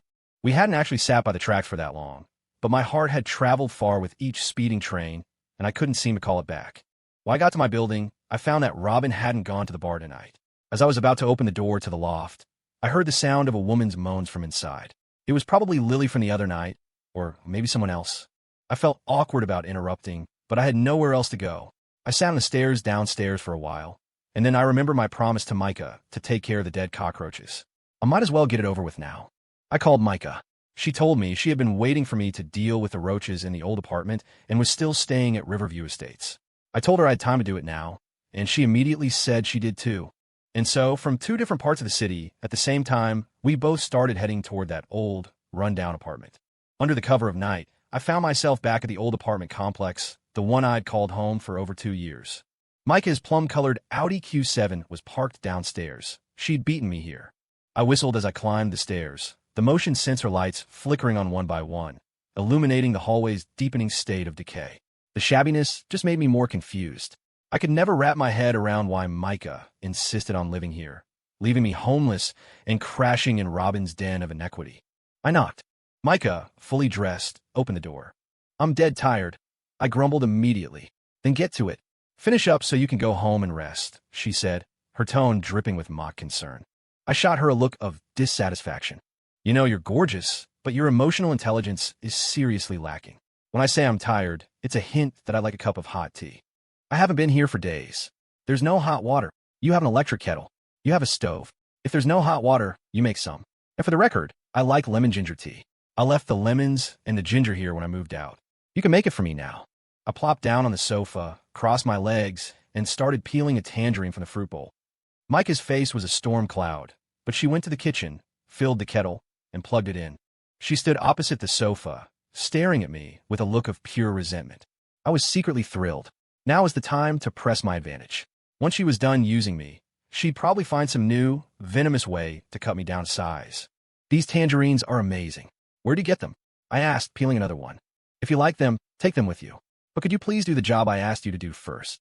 "Not yet," I replied, taking my time. "Last time, I liked your cherries, and you told me to take them. Now, I like your tangerines, and you're telling me to take them. Does that mean I can take anything I like from this apartment?" "In principle, yes," Micah said, her patience wearing thin. "With someone like you, it's not worth arguing. Your skin is just too thick." I smiled. "In that case, I like you. Why don't you come home with me tonight?" Micah's expression went from stormy to a full-blown thunderstorm. "Don't you dare say something to me that you've probably said to every other woman," she hissed, glaring at me. "It just makes you sound shameless." "I was just following your logic," I said calmly. "How was that shameless? If you're not willing, I can just decide I don't like you anymore. Simple." She glanced at the kettle, which was starting to boil. The look on her face suggested she'd rather stuff me inside it. A flower of pure joy bloomed in my chest. In all our verbal sparring matches, this was the first time I'd ever had the upper hand. The feeling of reclaiming lost territory was exhilarating, absolute. I couldn't help but hum a tune. I picked the Postal Service's "The District Sleeps Alone Tonight," where I'm / a stranger with your door, key, / explaining that I'm just visiting. Micah glared at me until I finished, but she was powerless. She couldn't be as shameless as me, and she knew it. Do you know what song that is? I asked her. Before she could answer, I barreled on. It's The District Sleeps Alone Tonight. Don't the lyrics feel like they were written about us? Again, I didn't wait for a response. See, every day in this apartment, I'm waiting for night, welcoming the day, cleaning during the day, praying at night. Then one day, on a whim, you move in. The landlord, say to you, the new tenant, hello. And you say to me, I'm just visiting. And then, you kick me out of my own damn house. Micah sighed after a long moment. You have a very active imagination. It's not imagination. It's a true, tragic story that happened not too long ago. I said, standing up from the sofa, feigning righteous indignation. She ignored me and looked at the boiling kettle. I'll get the water. Where are your lemon and ginger? Next to the toilet in the bathroom, I said spitefully, just to gross her out. After my own dramatic retelling, I was starting to feel genuinely wronged. A look of disgust flashed across Micah's face, but she knew I was messing with her. If you're not going to tell me, then forget it. Make it yourself, she said, her voice flat. You're a woman of principle. You promised you'd make me tea, so you have to. I took the opportunity to jab at her precious principles again. Her voice finally cracked with anger. But did you actually leave them next to the toilet? Go ask the cockroaches in the bathroom. They live there. They'd know for sure. Micah snapped. Forget it, then, she said, walking into her bedroom and slamming the door, clearly done with the conversation. Like a petty tyrant who'd just won a minor skirmish, I started singing The District Sleeps Alone Tonight at her closed door again. Eventually, I went into my old room, found the lemon and ginger, and made myself a cup of tea. I sat on the sofa, sipping it contentedly. For a moment, life was beautiful. After I finished, I figured I should probably go clean up the cockroach corpses for her. But just then my phone rang. The screen showed Robin's name. I answered, but it was a woman's voice. Is this Leo? Who's this? Why are you using Robin's phone? I asked, confused. It's Lily, from the other night. Oh, what's up? Robin went downstairs to buy cigarettes. Lily said, her tone conspiratorial. I'm calling to ask you not to come back tonight. I want to spend the night with him here. I hesitated. I'd already ruined things for them once. Doing it again felt wrong. After a moment, I sighed. All right, I won't come back tonight. Her voice instantly brightened. Call him a little bit and tell him you're not coming back. Okay? No problem. And remember, don't tell him I was the one who called and asked you not to come, she added. Got it. I'll just say something came up. Leo, you're a great guy. I'll buy you dinner sometime to thank you, she said, then hung up, her voice giddy with happiness. I'd forgotten to remind her to pay me back the $100 she borrowed. The call ended, and I was faced with a new problem. If I wasn't going back to Robin's, where the hell was I going to sleep tonight? With the weight of my impending homelessness pressing down on me, I went into the bathroom to clean up the cockroach bodies for Micah. There weren't many. The bug spray I'd used hadn't been very effective. After searching for a while, I found one, not quite dead, behind the toilet tank. It was enough. I could report back to Micah with a clear conscience. I wrapped the roach in a wad of toilet paper, adding a few cigarette butts for bulk to make it seem like a bigger haul. Then I went to her bedroom door and knocked. I've cleaned up all the cockroach bodies, I announced. I've got them wrapped in toilet paper. You want to come out and inspect them? That bug spray is no joke. Micah didn't answer. She was probably still fuming over my earlier performance. I knocked again. Okay, I won't come in your room. I'll just toss the roaches in so you can inspect them. Just to prove I did the job and didn't half-ass it. No inspection necessary, her tense voice called back. Just get them out of here. Okay, I said. I opened the window at the end of the hall and tossed the toilet paper wad, containing one half-dead roach and a few cigarette butts, out into the night. The bathroom's all yours now, I announced at her door. Guaranteed roach-free. Right. You should go home and get some rest. It's hard to get a cab this late. Finally, the door opened. Micah had tied up her wavy hair and changed into a thick, houndstooth-patterned wool coat. She was holding her car keys. I'll give you a ride. I didn't move. My plan was to stay put. I'd already promised Lily I wouldn't go back to Robin's. Micah, already at the front door, turned back. Aren't you coming? I sighed, putting on a helpless expression. I can't stay at my friend's place tonight. Why not? Ugh, he brought a girl home, I said, lowering my voice, filling it with the sorrow of a man with nowhere to go. It's been a week. You still haven't found a place to live. I've been busy. I had to go to twice. Where was I going to find time to apartment hunt? Besides, it's not easy finding a place that feels right. I looked around the room with a nostalgic air. Then get a hotel. No way. Hotels are expensive. I have to save money to pay you back. I said this as I sat down on the sofa, then laid all the way down, making my intentions perfectly clear. Micah walked back over to me, frowning. What is the meaning of this? It means I'm staying here tonight, I said, giving her a winning smile. She took a deep breath, fighting for patience. Please don't make me think you're a lowlife. But I'm a lowlife. Besides, I came all the way out here to help you. My Uber cost me more than 20 bucks. I'm not even asking you to pay me back. What's the big deal if I stay one night? I'll reimburse you for the Uber, and I'll book you a hotel. How's that? I shot up from the sofa, getting right in her face. You know what? I can't stand that attitude of yours. The one that says you can solve anything with money. But look like I'm short on cash. I fumed. I'm telling you, I'm not leaving tonight. Go on, call the cops. Tell them I'm trespassing. But you're the tenant. You really want to call the cops on the landlord? Of course you don't, because you're the one who used your dirty money to steal the apartment I've lived in for 2 years. You're the one in the wrong. I spewed a torrent of nonsense, cutting off any possible retort she might have had. She just glared at me, speechless. I lay back down on the sofa, striking a pose of firm defiance. Micah had no way to deal with me. The woman who was always so composed actually stomped her foot in frustration. She grabbed her purse and marched toward the door. Where are you going? I asked, craning my neck. I'm leaving, all right? Fine, go. And don't come back. After she left, I snuck in her room, found an unused set of bedding in the closet, and carried it to my old room.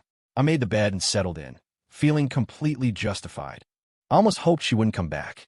I'd conveniently forgotten the self-righteous, noble act I'd put on when I'd moved out to make way for her. The next morning, I slept until 8. I didn't have time to buy my own toiletries, so I just used Micah's. After a quick breakfast at the familiar diner downstairs, I hurried onto the bus to work. At the office, after the routine morning meeting, my manager, Mr. Clark, asked me to stay behind. I knew he wanted an update on the integrated marketing plan I was in charge of. So, Mr. Clark began, any solid ideas for the campaign yet? I nodded. Yes, I'm planning to center the entire strategy around delivering customer value. The goal is to strengthen our brand image. My thinking is if we prioritize delivering value to the customer first, the customer will, in turn, deliver more value to the company. That's a solid approach, he said, nodding. Beaumont's has been in business for years. We're mature on the 4Ps, product, price, place, promotion. Now that we're officially entering the top tier of department stores, we desperately need to elevate our image. Delivering better customer value is the best way to do that. Your marketing concept aligns perfectly with our current strategic needs. I nodded in agreement. After more than 2 years at Beaumont's, I had a decent grasp of our strategic position. Mr. Clark continued, I'm going to assign one person each from graphic design, engineering, and visual merchandising to a special project team to help you with this proposal. If you have any requests for specific people, let me know. Will do. Oh, and one more thing. I got word that our biggest competitor, the Galleria, is planning a major promotional event targeting us. Their goal is to burn out consumer spending in the short term to suppress our growth. It's a tactical strike. I wasn't surprised. It was a classic strategic move. Beaumont's and the Galleria were in the same commercial district, both targeting the high-end market. The conflict of interest was already intense. Gucci setting up a counter in our store had put us on truly equal footing, and they were obviously feeling threatened.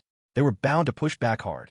Still, even though Beaumont's had reached top-tier status, there was still a gap between us and the Galleria. They had 11 international luxury brands, slightly more than we did. So, does our department need to come up with a counter-promotion plan? I asked. Yes, and fast. Our event has to launch before theirs to disrupt their strategy. The timeline is tight, but we have to ensure it's effective. This is a test of our department's agility and execution. We have to succeed. He paused, then added, because this is so critical, I've already asked Ben to cut his honeymoon short. He'll be back in the office tomorrow. You two will handle this project together. I let out a silent sigh of relief. If Ben wasn't coming back, I wasn't sure I could carry such a critical project on my own. But it also underscored just how important this was to the company's strategy. Mr. Clark wouldn't have ended Ben's honeymoon otherwise. He pulled a file from his desk drawer and handed it to me. This is the latest personnel file from the Galleria, just obtained by our PR department. They've had some major changes in upper management recently. Take this, look it over. Pay close attention to the structure of their planning department. Know your enemy. I took the file and started flipping through it. I only got to the first page before I froze in shock. The Galleria's newly appointed chief executive officer was someone I knew all too well. The Galleria Shopping Center chief executive officer, Micah Betsy Miller. Born September 10th, 1988. Hometown, Portland, or education. University of Pennsylvania, Master of Business Administration. I read the resume, my shock compounding with every word. The woman I just chased out of that rundown apartment last night was the new CEO of the Galleria. Even though I didn't work there, The Galleria was Beaumont's biggest rival, which created an indirect link between us. At the very least, we were both in the retail industry, albeit at vastly different levels. Was it true what they said, that you can't escape your enemies? First, our lives had intersected, and now, our professional lives were about to collide. Mr. Clark noticed my strange reaction. What is it? Is there a problem with the file? No. I was just thinking the Galleria's new CEO is stunning. And only 26. I wonder if she has a boyfriend. Mr. Clark gave me a helpless look and said nothing. Well, I'll let you get back to it, sir. I'm heading to my desk. Without waiting for a response, I took the file and left his office. Back at my desk, I thumbed through the file again, eventually landing back on Micah's page. It still felt surreal. Subconsciously, I started comparing myself to her, and the chasm between us felt immense. The Galleria had been outperforming Beaumont's in Portland for years. As their CEO, Micah was, in the industry's eyes, a bigger deal than Beaumont's own CEO, Mr. Young. In my 2+ years here, I'd barely even seen Mr. Young in person. He was a figure I had to crane my neck to look up to. And just a short while ago, I had treated Micah, a woman who outranked him, with utter contempt. I remember the day I'd thrown her sheets and comforter out the window into the rain, how she had actually cried in front of me, and my behavior since then had been even worse. I stopped myself from thinking further. In that moment, I was truly grateful that I worked at Beaumont's and not the Galleria. Rick, sitting next to me, saw my constantly shifting expression. Leo, you look like you're in pain. What's up? My face hurts. Oh, what's that file you've been staring at? The Galleria's new personnel file. Here, you should get familiar with it, I said, tossing it to him. Rick started flipping through it. The moment he saw the first page, his jaw dropped. Whoa, the Galleria got new CEO. Yep, I grunted. He kept reading. Only 26 and gorgeous. You think she's just a pretty face? That's what you think too, right? I said, feeling a kinship with his skepticism. It was just my wounded ego talking. Why was it that Micah and I were both millennials, yet she was living like a goddess, and I was living like a cockroach? But she has an MBA from Penn, Rick said, immediately refuting his own theory. Everyone knows Wharton is the best business school in the world. She can't be a total lightweight. I glared at him. Dude, pick a side. Who cares about an MBA from Penn? Modern business is about intelligence and experience, not a piece of paper. Why are you so worked up? I was just thinking out loud. It's not like it matters to us little guys whether she's a genius or not. Whatever, drama queen. Don't talk to me. Who are you calling a drama queen? I'm a man's man who loves the great outdoors, Rick retorted, his face flushing. Outdoor ballet, you mean? Leo, you're an ass. You act like a jerk, and you talk like one too. Go on, keep it coming, I said, unbothered. Do it with a little flourish of your hand. Rick was speechless. That evening, my colleagues and I stayed late, put in a couple of extra hours. This had become my new normal, and I was slowly getting used to the pace and the pressure. It was a significant change for me, a change my life desperately needed after being stuck in a rut for so long. As I was getting ready to leave, my phone rang. It was Ben. He told me he and Jenna were back from their trip to the Keys and wanted to grab dinner. I cautiously asked if Ava would be there. He said she and Nathan had already left for Boston. Only then did I let my guard down, but my heart filled with an unexplainable sense of loss. I knew exactly what Ava and Nathan going back to Boston together meant. The weight of the night pressed down, dulling my senses, making me feel more and more suppressed, more and more lost. I got to the restaurant where I was meeting Ben and smoked a cigarette by the entrance. I checked my reflection in the window, forced a smile that I thought looked convincing, then stubbed out the cigarette and went inside. Jenna waved at me from across the room. I held a fake smile and walked over to them. As soon as I sat down, Jenna handed me a paper bag. I know you like beer, so I brought you a bunch of great local IPAs. See? I'm the best big sister, right? I took the bag and smirked. You're a married woman now. Don't try to play the big sister card with us. It's weird. Jenna playfully smacked my arm. Hey, you're so mean. What's wrong with being a married woman? I can still be your big sister. I laughed a big, hollow laugh, my mood still mired in a melancholy I couldn't shake. Amidst our joking around, Ben asked, Mr. Clark told me the Galleria is planning a big promotion to target us. I nodded. Yeah, we saw it coming. Mr. Clark wouldn't have dragged you back otherwise. Sorry about your honeymoon. I turned to Jenna. So, Mrs., are you pissed he got called back before you were done having fun? Jenna looped her arm through Ben's. I always support my husband's career. I don't mind cutting the trip short by a few days. A good wife. A supportive partner, I said with genuine admiration. Ben hugged Jenna and smiled at me. You could put a little effort into training your girlfriend to be a supportive partner, you know? I didn't say anything, just looked around for the waiter, hoping the food would arrive soon. During dinner, Ben started talking about work again. I gave him a quick rundown of what had been happening. Then he asked, "By the way, I heard the Galleria's CEO changed. You should have their new personnel file, right?" "Yeah, mister. Clark gave me a copy this morning. Do you have it on you?" "Let me see." It suddenly hit me. The new CEO was Micah. If Ben saw that file, he would absolutely lose his mind, and I'd have no way to explain it. It was too unbelievable. I never would have dreamed that the woman I'd dragged to his wedding to pose as my girlfriend was the new CEO of the Galleria. Why would I carry that around with me? I said immediately, "You've probably looked at it already, right? Just give me the rundown on the new CEO and their planning department." "It's after hours," I said impatiently. "Can we not talk about work?" Ben looked at me seriously. "I don't mess around when it comes to work. For me, there's no on the clock or off the clock. As members of the planning department, it's our job to know what our competitors are doing at all times." I fell silent. I knew I couldn't hide this. Ben would see the file sooner or later. Steeling myself, I pulled the file from my bag, threw it on the table in front of him, and said, "Here it is." Ben picked up the file, a look of confusion on his face. "Didn't you say you didn't have it?" "Don't ask. Just read." Puzzled, Ben opened the Galleria's personnel file. His eyes landed on the first page, and his expression shifted through a dozen emotions in a second, mirroring the shock I'd felt that morning. Jenna, sitting next to him, noticed his reaction. "What is it?" she asked, leaning over to look at the file. She saw it, gasped, and covered her mouth. She stared at me with wide eyes. After a long moment, she whispered, "Oh my God, the CEO of the Galleria is your girlfriend. This is insane. Am I hallucinating?" Ben put the file down, his face a mask of the same disbelief as Jenna's. "Leo, what is going on? You never told us Micah was the CEO of the Galleria." "I only found out this morning when I saw the file," I said. "I feel the same way you do. I think I'm hallucinating." Ben and Jenna exchanged a look, still stunned. "How did you two even meet?" Ben asked. "Remember I told you that old apartment I used to live in was bought by some woman in a luxury car?" "Yeah, you told me." "That was Micah, and that's how we, naturally, got to know each other." Ben nodded, then a thought seemed to strike him. He fixed me with a piercing gaze. "And in less than a month, she became your girlfriend?" I tried to keep up the charade. "What can I say? When fate strikes, you can't fight it. The CEO of the Galleria fell for you in less than a month? Not even a cheesy novel moves that fast." Ben shot back. Jenna chimed in.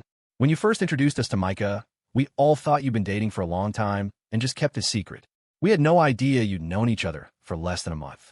Leo, your game is on a whole other level. Can you two stop talking to me with that sarcastic tone?" I said, glaring at them. In unison, they demanded, "Then just tell us the truth. What is the real relationship between you and Micah?" The moment I'd handed the file to Ben, I knew the jig was up. Who would believe that the CEO of a top-tier retail giant would fall for an unreliable, low-level employee? Blame it on life's sixth sense of humor. Why did Micah have to be the CEO of the Galleria? If she were the daughter of a small-town factory owner, or if she'd just sprung out of rock, I wouldn't be facing this humiliating interrogation. After a long pause, I finally gave in to their relentless staring. "All right, stop looking at me like I'm a criminal. I'll confess, okay? Spill it," Jenna said, shaking a fist at me playfully. "If you don't, we're going to have to use force." I leaned back in my chair, stared at the ceiling, and finally let it all out. "She's not my girlfriend. On the day of your wedding, I was feeling pretty empty showing up alone.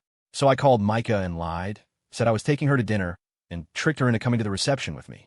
Then we ran into Ava, and my brain short-circuited, and I just said she was my girlfriend. After that, I just kept piling on more lies to cover the first one, until all of you actually believed she was my girlfriend."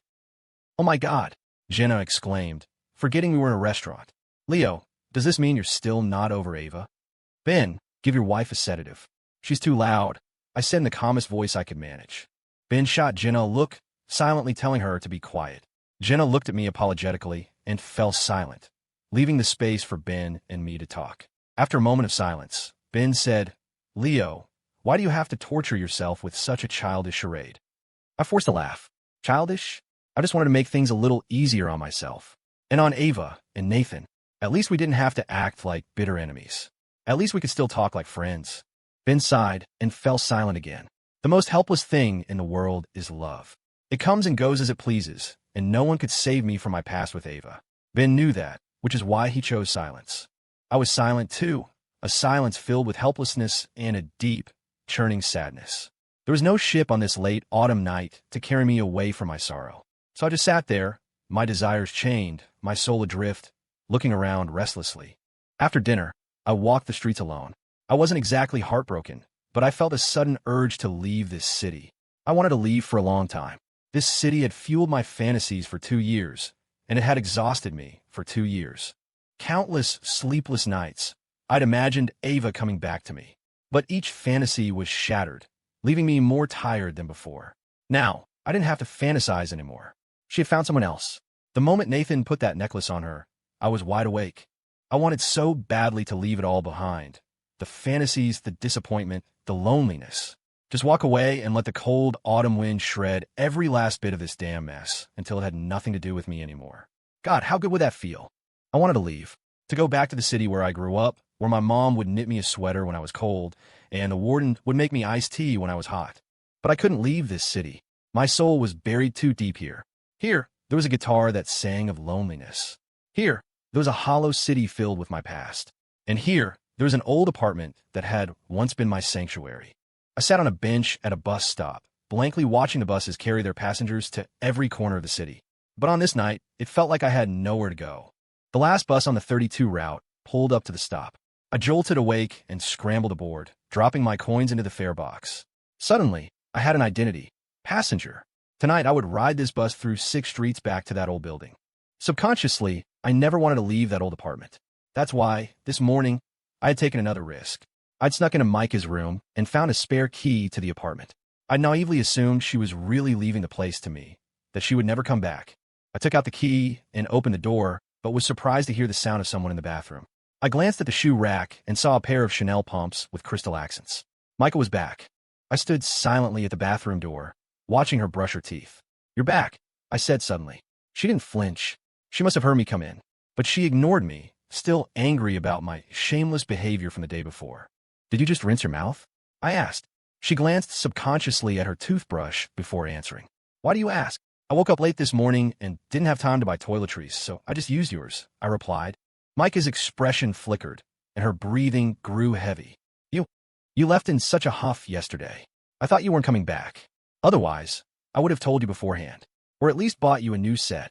Micah looked at me with the same expression of disgust she'd had when I mentioned the cockroaches. "Are you disgusting?" she seethed. "You're a beautiful woman, so of course I don't think it's disgusting. I used it, so what?" I said, speaking my honest truth. To me, it was a trivial matter. In college, a bunch of us guys would pass a single cigarette around, slobber and all.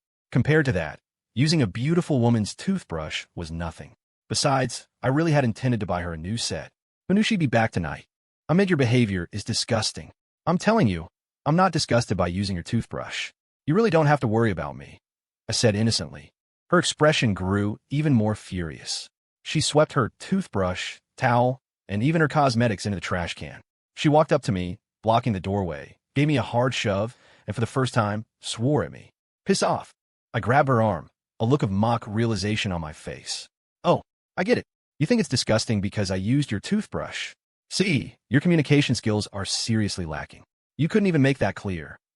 Micah bit her lip, staring at me as if words had failed her. After a long moment, she said through clenched teeth, "Why does someone as classless as you even exist?" I let her go, unfazed. Can't you see both sides of the issue? Me using your toiletries, from another perspective, just shows that I'm not hung up on trivialities. Did you get my permission before you used them? That's why I said I'm not hung up on trivialities. Is something so petty really worth a formal request for permission? "But I used a toothbrush that you had already used, without my knowledge," she said, another wave of disgust washing over her face. "What's done is done. You want me to find a time machine, go back, and warn you not to use it? That's not very practical. So just try to get some perspective. You have to understand, in the grand scheme of things, nothing truly exists. You're an illusion, I'm an illusion, and the toothbrush is definitely an illusion." Micah finally seemed to calm down a fraction. "For all I know, you have some kind of infectious disease. If I did, that would just be your bad luck. I mean, think about it. In this vast sea of humanity, what are the odds of us meeting? And after meeting, what are the odds of me using your toothbrush and all your other stuff? They got to be even smaller, right?" The tiny bit of calm she'd found instantly evaporated. "So, according to your logic, no matter what happens from now on, it's always my fault? It's always just my bad luck? You could say that." I grinned at her. "Hey, you get me. You don't even have to guess what I'm thinking." She laughed, a harsh, angry sound. "That's because all you bastards think the same way. No one has to guess to see the ugly truth of people like you." "You swore again?" Even if I am a bastard, a refined woman like you shouldn't say such things. It's bad for your image. Leo, are you trying to piss me off until I die today? If you're so afraid of being pissed to death, then leave. Leave this apartment to me. We'd both be happier, more at peace. Suddenly, she became calm. Her voice was flat and detached. In your dreams. I'm not giving you the satisfaction. You degenerate. Well, I'm not leaving tonight. If you don't mind, I certainly don't mind us having the chance to be roommates again. To my surprise, she didn't argue. She turned, went back into the bathroom, and slammed the door. I had no idea what she was doing in there. I sat on the sofa, turned on the TV, and watched without paying attention, my eyes darting toward the bathroom. I felt a conspiracy brewing. I suddenly remembered the time she'd tricked me into driving out to the middle of nowhere in the middle of the night, and a chill went down my spine. A man as intelligent as me can't fall for the same woman's trick twice. Can I? Of course not. I reassured myself, and my heart settled a bit. With my mind at ease, my mood inexplicably improved. While Micah was in the bathroom, I ran down to the corner store to buy new toiletries. I took my key, of course, to prevent her from locking me out.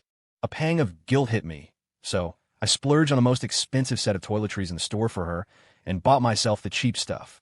I wasn't a picky person anyway. I took a short walk around the block, smoked a few cigarettes to clear my head, and then went back up. Micah was just coming out of the bathroom, her hair soaking wet, as if she'd just showered. I was confused. Didn't you throw all your stuff away? How did you take a shower? You think I don't have spares? My calm shattered. Why didn't you say so? I just went to the store and bought you a whole new set. It cost me over $50. Is that so? She said, drying her hair with a fresh towel. Her voice was serene, as if our earlier fight had never happened. Here, look. I held up the bag for her to see. Just put it in the cabinet in the bathroom. I'll use it later, she said, still perfectly calm. I nodded and went into the bathroom. It was filled with steam and the scent of body wash. I scanned the room warily. Paranoid, she had set a trap. From what I knew of her, the calmer she was, the more brutally she was planning to destroy me. Other than the clothes she'd changed out of, the bathroom was nearly empty. Once I was sure it was safe, I opened the cabinet under the sink. Sure enough, it was full of spare toiletries. If I'd known, I wouldn't have used her old stuff. I really didn't enjoy these petty arguments. I washed up, and, just like Micah, I emerged from the bathroom drying my wet hair with a towel. To my surprise, she wasn't in bed. She was sitting on the living room sofa, eating cherries and reading a file. Why are you still up? I asked, waiting for my hair to dry. I sat down next to her and shamelessly helped myself to some cherries. You really like cherries? Huh? Yes, she said patiently. I've loved them since I was a little girl. I studied her, feeling like something was off. Given my recent behavior, a simple yes would have been more than I deserved. But she was actually elaborating. I tried to psych myself up. I'm a man. What can she do to me? Just stay here calmly. No need to be so paranoid. Out of boredom, I glanced at the file in her hands. Sure enough, I saw the logo for the Galleria. So it was true. Micah was their CEO. I nudged her. She was completely absorbed in her reading. Hey, do you know what I do for a living? Who cares? She muttered impatiently. I chuckled sheepishly, but my heart relaxed. This was the impatient attitude she was supposed to have toward me. I wasn't surprised she didn't know what I did. I was sure the Galleria had Beaumont's personnel files, but she would never bother looking at them. And even if she did, she'd only look at the top executives, not a nobody like me. Of course, I wasn't about to tell her I worked at Beaumont's. My pride wouldn't allow it. I didn't want to be so many rungs below her on the ladder. At least in this apartment, we were equals. No, not equals. In this apartment, I was the one with the power. That wasn't just me talking nonsense. It was supported by logic. She was afraid of cockroaches. The cockroaches were afraid of me. Therefore, I outranked her by 2 full levels. Lost in my own fantasy, I grew even more pleased with myself. I tossed 2 more cherries into my mouth and started humming that Fei Wong song, New Tenant, right in her face. Micah couldn't stand it, but not wanting to argue anymore, she slapped the file down on the table, got up, and left the sofa. Where are you going? I asked brazenly. To do laundry, she replied without turning around. So you're not kicking me out tonight? Stay as long as you want, she said through gritted teeth. And you'll stay with me? Of course, I'll stay with you, she said. Her answer made me ecstatic. A woman, so easily conquered. I was already fantasizing about moving my stuff back in tomorrow. In this city, this old apartment was my dream home. I kept humming the song that so clearly annoyed her, but my eyes drifted to the file she'd left behind. My heart started to pound. This file was the Galleria's November business plan. It would surely contain their strategy to suppress Beaumont's and the details of their upcoming promotional event. If I read this plan, the Galleria's entire strategy would be laid bare. It would be a massive advantage for our counterplan. To read or not to read? For a moment, I was torn. After a brief struggle, I decided not to look at the business plan Micah had left on the coffee table. I might not be a saint, but I wasn't about to stoop to something so low-handed.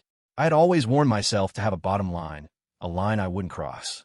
I wouldn't hurt Micah and her company through what was essentially theft, just for my own gain. The sound of the washing machine tumbling came from the bathroom. A moment later, Micah emerged, sat back down on the sofa, and picked up the monthly business plan again, treating me like I was nothing but air. Feeling the need to exist, I spoke up again. By the way, I took a set of bedding from your room yesterday.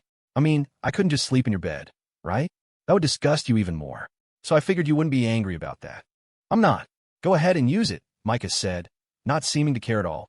Her sudden change in attitude made me feel a bit ashamed. I felt like I had bullied her. Even though she was the CEO of the Galleria, she was still just a woman. My recent behavior had been seriously lacking in gentlemanly conduct. I'm going to bed. You should get some rest too. Don't stay up too late, I said, softening my tone. Yeah, as soon as the laundry's done. Back in my old room, I was filled with the joy of having something precious returned to me. I could finally, justifiably, live in this room again. I thanked the heavens for their kindness. I thanked myself for my shameless persistence. And I thanked Micah for her compassion. After I'd thanked everyone I could think of, my nerves finally relaxed. A wave of drowsiness washed over me. Drifting off, I knew that after more than a week of wandering, I could finally get a comfortable, peaceful night's sleep. As expected, I slept soundly, waking at dawn without so much as a dream. I sat up, fully alert. I looked out the window. The autumn wind was blowing leaves everywhere, but the sun was shining and the temperature was pleasant. I rubbed my face, shaking off the last remnants of morning grogginess. My watch read just past 7:30. Perfect timing. After washing up, I planned to make some oatmeal and run downstairs for some bagels. And I'd get some for Micah too. I felt we shouldn't hold grudges overnight. As the man, I could lower myself a bit and make a peace offering. We could live together in this apartment harmoniously from now on. I went to the cabinet where the food was kept, but to my surprise, it was locked. I was puzzled, but didn't think much of it. I went to check the fridge instead. The moment I opened it, I froze. The fridge was completely empty. A sense of dread washed over me. I practically ran to the front door and twisted the handle. It was deadbolt from the outside. It all clicked into place. Micah had locked me in. Son of a bitch. No wonder she told me last night I could stay as long as I wanted. How could I have been such an idiot? I cursed, running back to my room with a final sliver of hope, only to find in despair that she must have taken the room key while I was asleep. I managed to keep my cool and thought of calling a locksmith. I grabbed my phone from the nightstand, but it felt too light. I popped off the back cover and felt a wave of total collapse. The battery was gone. I gritted my teeth and walked back into the living room, completely powerless. The apartment was on the 5th floor. Jumping was suicide. For the entire morning, I paced like a headless chicken. It would have been fine if it were the weekend, but today was the day Ben was returning to the office. The department was definitely having a meeting to discuss the promotional campaign. The importance of that meeting went without saying. If I didn't show up, I'd hold up the entire project. I could already picture the twisted, angry faces of Mr. Clark and Ben. The more I thought about it, the more furious I became. I wanted to strangle that venomous woman. Right now, I was like a helpless insect she'd trapped in a jar, and there was nothing I could do. She was trying to destroy me. Not only was there no food, but she'd also cut the power from the main breaker outside. I couldn't even imagine how I was going to survive the day. I lay on the sofa, anxious, every second feeling like a day. I ran to the balcony several times and yelled down at the street, but no one paid me any attention. It was as if Micah had bribed the entire neighborhood. Or maybe my luck was just that bad today. In any case, I was still trapped, and my energy was draining fast. By noon, I was dizzy with hunger. My hatred for Micah grew. I refused to believe she would let me starve to death in here. At the latest, she'd have to come back tonight and let me out. In a fit of rage, I made a decision. The moment she came back, I was calling the police. This was illegal imprisonment, and she'd stolen my phone battery. With multiple charges, she'd get detained for sure. She had to be. This was just too much. A few birds chirped on the balcony railing, flaunting their freedom. The evening sun cast a weak glow on the curtains. I was as weak as the light, lying limp on the sofa, feeling like I had stars circling my head. I begged for this hellish day to end. A long time passed. The last ray of sunlight vanished from the balcony, and the sky went completely dark. I was lying on the sofa, without the strength to even turn over. But that vicious woman, Micah, still hadn't come back. A genuine fear started to creep in. I knew she wouldn't actually let me die in here, but if she didn't come back tonight, by tomorrow morning I'd be as good as dead. The room was pitch black. In the darkness, the anxiety of being trapped intensified. My mind was screaming, but I didn't even have the strength to vent. The anxiety, piled on top of my rage, was like 100 claws scratching at my heart. My vision started to go dark, and I felt like I could pass out at any moment. Time crawled forward like a snail. I was still barely hanging on when I finally heard the sound of a key in the lock. A shot of adrenaline hit me, and I was instantly awake. I tried to jump up from the sofa, but my body couldn't keep up with my mind. I tumbled off with a thud, my shoulder slamming into the corner of the coffee table. The pain was so sharp I couldn't even cry out, and my head spun. Suddenly, all the lights in the apartment flickered on. I heard Micah's surprised voice. "Leo, why didn't you turn on the lights?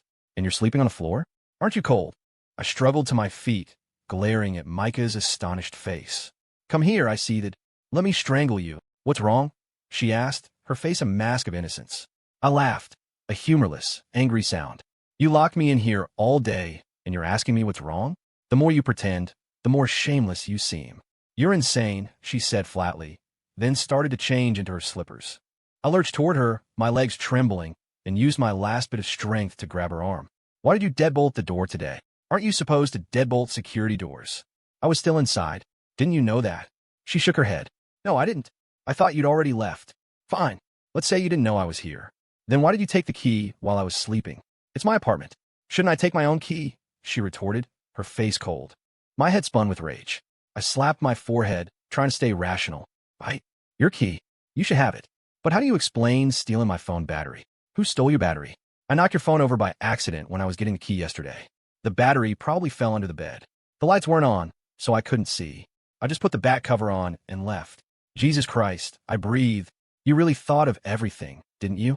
A perfect, seamless crime. I can't even find a loophole to pin on you." She gave me a small smile. "To quote you, meeting me is just your bad luck. In this vast sea of humanity, what are the odds of us meeting? And after meeting, what are the odds of me locking you in the apartment? So, you admit it?" Her voice turned icy. "What if I do?" "Go on, call the police. Tell them I illegally imprisoned you. But you'd be too embarrassed, wouldn't you? After all, you're a man, and I'm just a woman. Besides, you're the landlord, aren't you? How could a landlord be imprisoned by a tenant? The police wouldn't even believe you." Micah had once again used my own words against me, delivering a devastating blow. I had no comeback.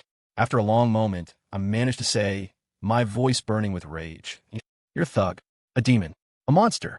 Does your despicable behavior match that beautiful face of yours?" My anger didn't faze her in the slightest. "You should save those words for yourself," she said calmly. "Without your cause, there would be no effect from me. But this effect is way too toxic. You locked me up for a whole day. I couldn't make any calls. What is my company going to think? This is way worse than just skipping work. I could lose my job over this," I said, my face flushed. Micah stared at me in silence for a long time. Then, very calmly, she said, "You've been talking so much. Aren't you hungry?" The moment she said it, my legs went weak, and my stomach let out a loud growl. Another wave of dizziness washed over me. I instinctively put a hand on her shoulder to steady myself, swallowed hard against the hunger, and said weakly, "Help me downstairs. I need a giant burger and fries. The biggest one they have." At the diner downstairs, I put the battery back on my phone. With a sense of dread, I turned it on. A storm of text message alerts exploded from the speaker. Dozens of missed call notifications from Ben and Mr. Clark.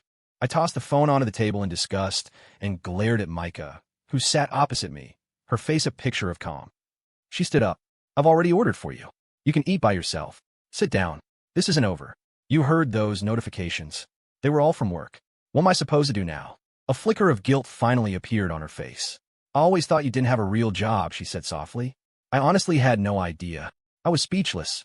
Given my recent behavior, I couldn't blame her for thinking that. I took a deep breath. Even if I didn't have a real job, I'd still have an organization, a routine, right? Haven't you seen the panhandlers in the subway tunnels? They have daily roll calls and divvy up territory. She was silent for another moment. I admit, I didn't think this through. "What do you want me to do?" Once her attitude softened, I felt a little embarrassed myself. The truth was, I had been way out of line before. Her retaliation was a natural reaction to being bullied. A CEO of a major company wasn't going to be a complete pushover. I thought for a moment, "I won't make it difficult for you. Just call my manager and explain why I didn't show up for work today. As long as I can keep my job, I'll let the whole being locked up for a day thing slide. Can't you explain it yourself? If he believed my explanation, would I need you to do it? I shot her a look. It seems you've pulled a fast one on your manager a few times before. Give me the number. Again, she left me speechless because she was right. I coughed to cover my embarrassment and gave her Mr. Clark's number. She dialed it immediately. I was curious what Mr. Clark's reaction would be if he knew he was talking to the CEO of the Galleria, but I knew Micah wouldn't let the conversation go there. It sounded like he picked up. Micah began, "Hello, is this Mr. Clark? I'm Leo's roommate. I'm calling to explain something. This morning, I accidentally locked Leo in the apartment when I left. His phone was also having some trouble, so he wasn't able to notify the office right away. I apologize on his behalf. I'm very sorry." Though her words were polite, her tone still carried the authority of someone used to being in charge. After another moment, she handed the phone to me. "Your manager wants to talk to you." I took the phone. "Sir, you heard her, right? It was a total accident that I didn't come in today." Mr. Clark's voice was a mixture of anger and resignation. "Is that true? I swear on my life. Would I really go to the trouble of getting someone to lie for me over something like this? You know me, I own my mistakes. It is what it is." I said it with conviction because for once, I wasn't bullshitting him. "All right, we'll treat this as an accident. Just get here early tomorrow and sync up with Ben. We need to get this proposal done efficiently. You can count on it, sir. I'll be there first thing in the morning." After hanging up with Mr. Clark, I called Ben and gave him the same explanation. I finally felt a wave of relief. Just then, my food arrived. Without a word, I dug in, devouring 2 massive burgers and a mountain of fries until I physically couldn't eat another bite. I wiped my mouth with a napkin and looked at Micah, whom I'd forced to stay. "You told my boss we were roommates, right?" She saw right through me and immediately shot it down.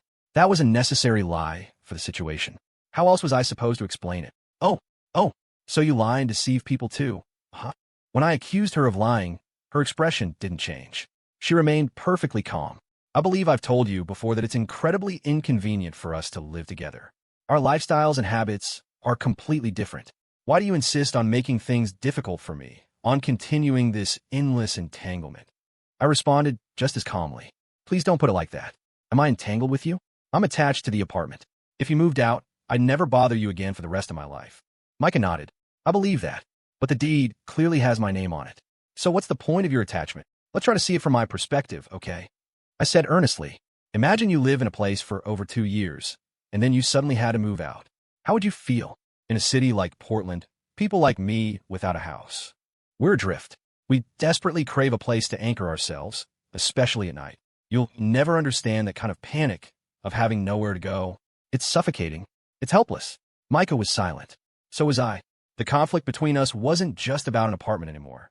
It was about the barrier of class. It was a barrier that prevented us from understanding each other, that made us both dig in our heels and, in doing so, torture one another. After a while, I asked, "If you really wanted me to leave, you could just call the police. I'd have no choice but to go. Why haven't you?" She looked up at me, and after a moment's silence, she said, "You're not bad enough to need the police to deal with you." I laughed. Well, I guess I should be grateful for that. Grateful that I'm not thoroughly bad. It was meant as a sarcastic jab, but she responded with surprising sincerity. "You helped CC save her music bar. You can be friends with a woman like CC. You can't be a complete scumbag. It's just that life and love have put too much pressure on you, so you act like a villain. In reality, your cynicism is just a way to make yourself feel better." I stared at her, a little lost. In all these years, she was the one who saw me most clearly. Not Ben, not Jenna, not Robin, not even CC. None of my closest friends had ever said anything like that to me. It felt like Micah had gently tugged at the deepest, tightest knot in my heart. She hadn't unraveled it, but she had loosened it just enough to touch a nerve. Finally, I said, "So what's the plan?" "Affirm my character, so I'll be too embarrassed to keep pestering you and grant you your peace and quiet. Don't play games with me. I went to college. I know what a soft power strategy is." Micah fell silent. Her expression, one of utter helplessness at my refusal to be swayed by either force or reason. And I had figured out her bottom line. If I just refused to leave, there was nothing she could do. I certainly wouldn't give her another chance to lock me in the apartment. A smart, vigilant person like me couldn't possibly fall for the same woman's trick 3 times. I felt no shame in my persistence. She had a luxury condo in the city. If I forced her out, she wouldn't have to experience that feeling of being adrift. And of course, I wouldn't live in the old apartment for free. I would pay my fair share of the rent. That was my plan. If Micah could compromise, it would be a win-win for both of us. Sure, she was beautiful, rich, the CEO of the Galleria, but that didn't mean I had to like her or want something from her. I truly had no reason to get entangled with her. If she would just rent the apartment to me, I would happily never bother her again. After a moment of thought, I said to the silent Micah, "Why don't you just rent the place to me? You have that other condo at Riverview Estates, right? You can live there. Just leave me your bank details. I'll deposit the rent every month, and we'll never have to see each other again. Wouldn't that be great?" She rejected my proposal outright. "You were so determined to move out last time. Why'd you change your mind now?" she asked, a hint of anger in her voice. "Because I'm a lowlife. I'm fickle. Besides, I thought I'd find a suitable place after moving out, but everything is either too expensive or too far from my office. I'm miserable being homeless, so of course I want to move back." Micah looked at me, not knowing whether to laugh or cry. "You really have a justification for everything, don't you? Subjective and objective reasons all lined up. Of course, I'm a thorough person. But don't you think you're being unreasonable? Who forces someone to rent their house to them?" she said, her patience holding by a thread.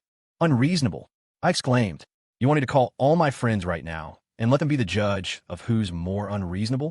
You're like some old-school tyrant, using your money to assault the lives of us poor folk." Micah finally lost her patience. She grabbed her purse from the table, stood up, and said, "I don't have time for your nonsense. I'm not renting the apartment to you. Stop fantasizing." I followed her out of the diner, wanting to continue the conversation. I had to settle the apartment issue tonight. Micah walked quickly, trying to get away from me, her heels clacking on the pavement. I wasn't slow either. I took a few long strides and blocked her path. "Are you going to rent it to me or not?" I said in a threatening tone. Before I could finish, a sharp, cramping pain shot through my stomach. I clutched my abdomen and squatted down. I hadn't eaten all day, and then I'd binged. My already sensitive stomach couldn't take it. Micah took the opportunity to walk around me, not even looking back. "Do you have a conscience?" I gasped. "My stomach is killing me. Are you just going to watch me die?" Micah stopped and turned back to look at me. "What? Are you trying to pull the sympathy card now? I just told you very clearly, I'm not renting the apartment to you." I was convulsing in pain, sweat beading on my forehead. She finally walked back, squatting down to look at me, her eyes still filled with suspicion. "What's wrong with you?" "I just told you. My stomach hurts. You have a nerve. To leave you to die? Last time you had a fever, didn't I repay your evil with kindness and make you ginger tea? Didn't I go buy you medicine?" I said, my face twisted in pain. "And you're still keeping score at a time like this? Did I say I was leaving you to die?" "I'll call an ambulance," she said, pulling her phone out of her purse. "What planet did you just beam down from? Do you have any common sense? It's just a stomachache. Why would you call an ambulance? There's a pharmacy 100 yards to the right across the street. Go buy some of those fast-acting chewable antacids. A couple of those, and I'll be fine." Micah shot me an annoyed look. "You're in this state, and you can't shut up for 2 seconds to save your strength? Fine, I'm going." "You wait here." I grimaced. "Hurry up. I'm about to pass out from the pain." She nodded and jogged across the street. Watching her go, I collapsed onto the pavement, another wave of pain washing over me. Back at the old apartment that had been the stage for so many of our battles, I lay on the sofa, chewing on antacids to ease the pain. Micah brought me a glass of water and sat down across from me. "Are you feeling any better?" she asked. "I'll be fine after a little rest." Micah nodded. "Okay, when you feel better, I'll take you home." I forced myself to sit up. "Home? Where's that? Aren't you staying with your friend temporarily? I'll take you there. Can't you show a little humanitarian spirit?" I shot back angrily. "I'm a sick person right now. This is my apartment, not a hospital," she said calmly. "Why should I have to house a sick person? Or, if you think your condition is that serious, I can take you to the emergency room." I lay back down on the sofa, refusing to engage with her. We had reached another impasse and fell into a cold war. A few moments later, my phone vibrated in my pocket. I rolled over, pulled it out, and saw a strange number with a Seattle area code. Confused, I answered. "Hello, who's this?" There was a slight pause on the other end before a voice said, "It's me, Ava." My mind went completely blank. Even the stomach pain vanished. It took me a long moment to mechanically respond. "What's up? Let's go grab a drink. Meet me at the old spot." Before I could process it, she had hung up. She was the same as she'd always been, never giving me a chance to refuse. That's why, when she broke up with me, I hadn't refused, hadn't even asked why. The line had been dead for a while, but my heart was still pounding. One thing was certain. If she asked to see me, I would go. At the very least, we were still friends.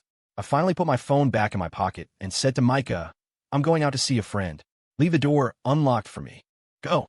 And don't worry about the door. See if you have anything else of yours in the apartment, and take it all with you when you leave. At that moment, I had no energy to argue with Micah. I gave her one last look and walked out the door, my stomach still aching with a dull throb. But perhaps the pain in my heart was harder to bear. I stood outside the building waiting for a cab, trying to figure out where Ava's old spot was. Was it CC's music bar? Or the banks of the Willamette River? I wasn't sure. I just want to show how many memories we had in Portland, how many places we had wandered through together. Every place held a piece of our unforgettable past. In the end, I chose the river.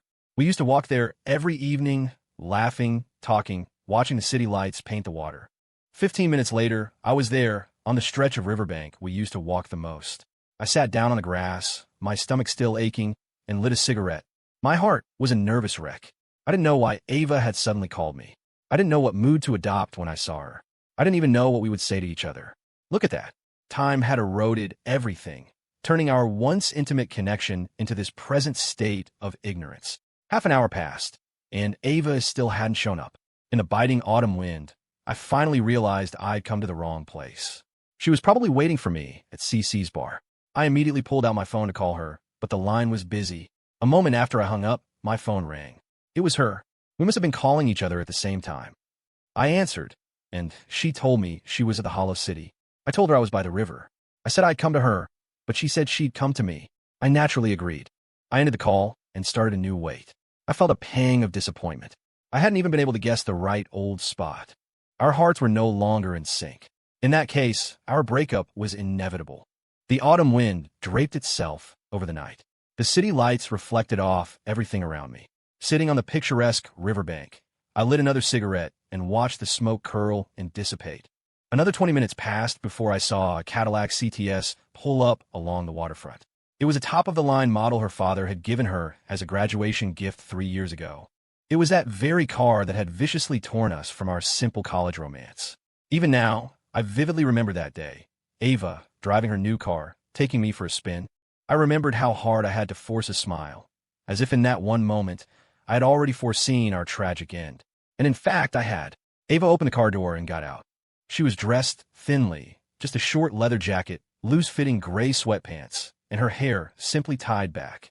She was dressed casually, not like the last time I saw her at the bar, draped in luxury brands that I couldn't even look at directly. I couldn't meet her gaze. I turned my head away and took a hard drag on my cigarette. In one breath, half the cigarette turned to ash.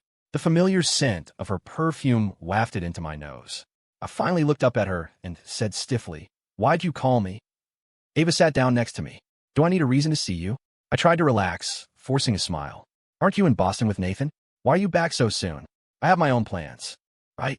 You have your own plans?" I echoed, not knowing what else to say. I lit another cigarette and stared at the wind-rippled surface of the river, my emotions oscillating between emptiness and anxiety. Ava plucked the cigarette from between my fingers. "Don't smoke in front of a lady," she said, looking at me. "You should be more of a gentleman." My lips twitched. Ava was telling me to be a gentleman.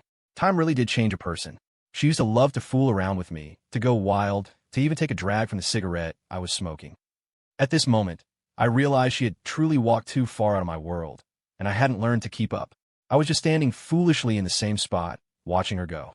That's why I had so thoughtlessly lit up in front of her. After a moment of silence, I finally said, "Just tell me, why did you really ask me out here? Neither of us should be just sitting here, freezing in the wind." Even as I said it, I would have gladly sat there with her all night, just looking at her, studying her face as it was now, 3 years later. I wanted her to know how much I loved her bright, lively eyes, the slight curve of her lips, her smile like a blooming flower, her face when it was a placid lake. I loved the womanly scent of her, the way she would scold me with concern disguised as anger, the way she would whisper in my ear when she rested in my arms, the way we would gasp for breath, holding each other after making love.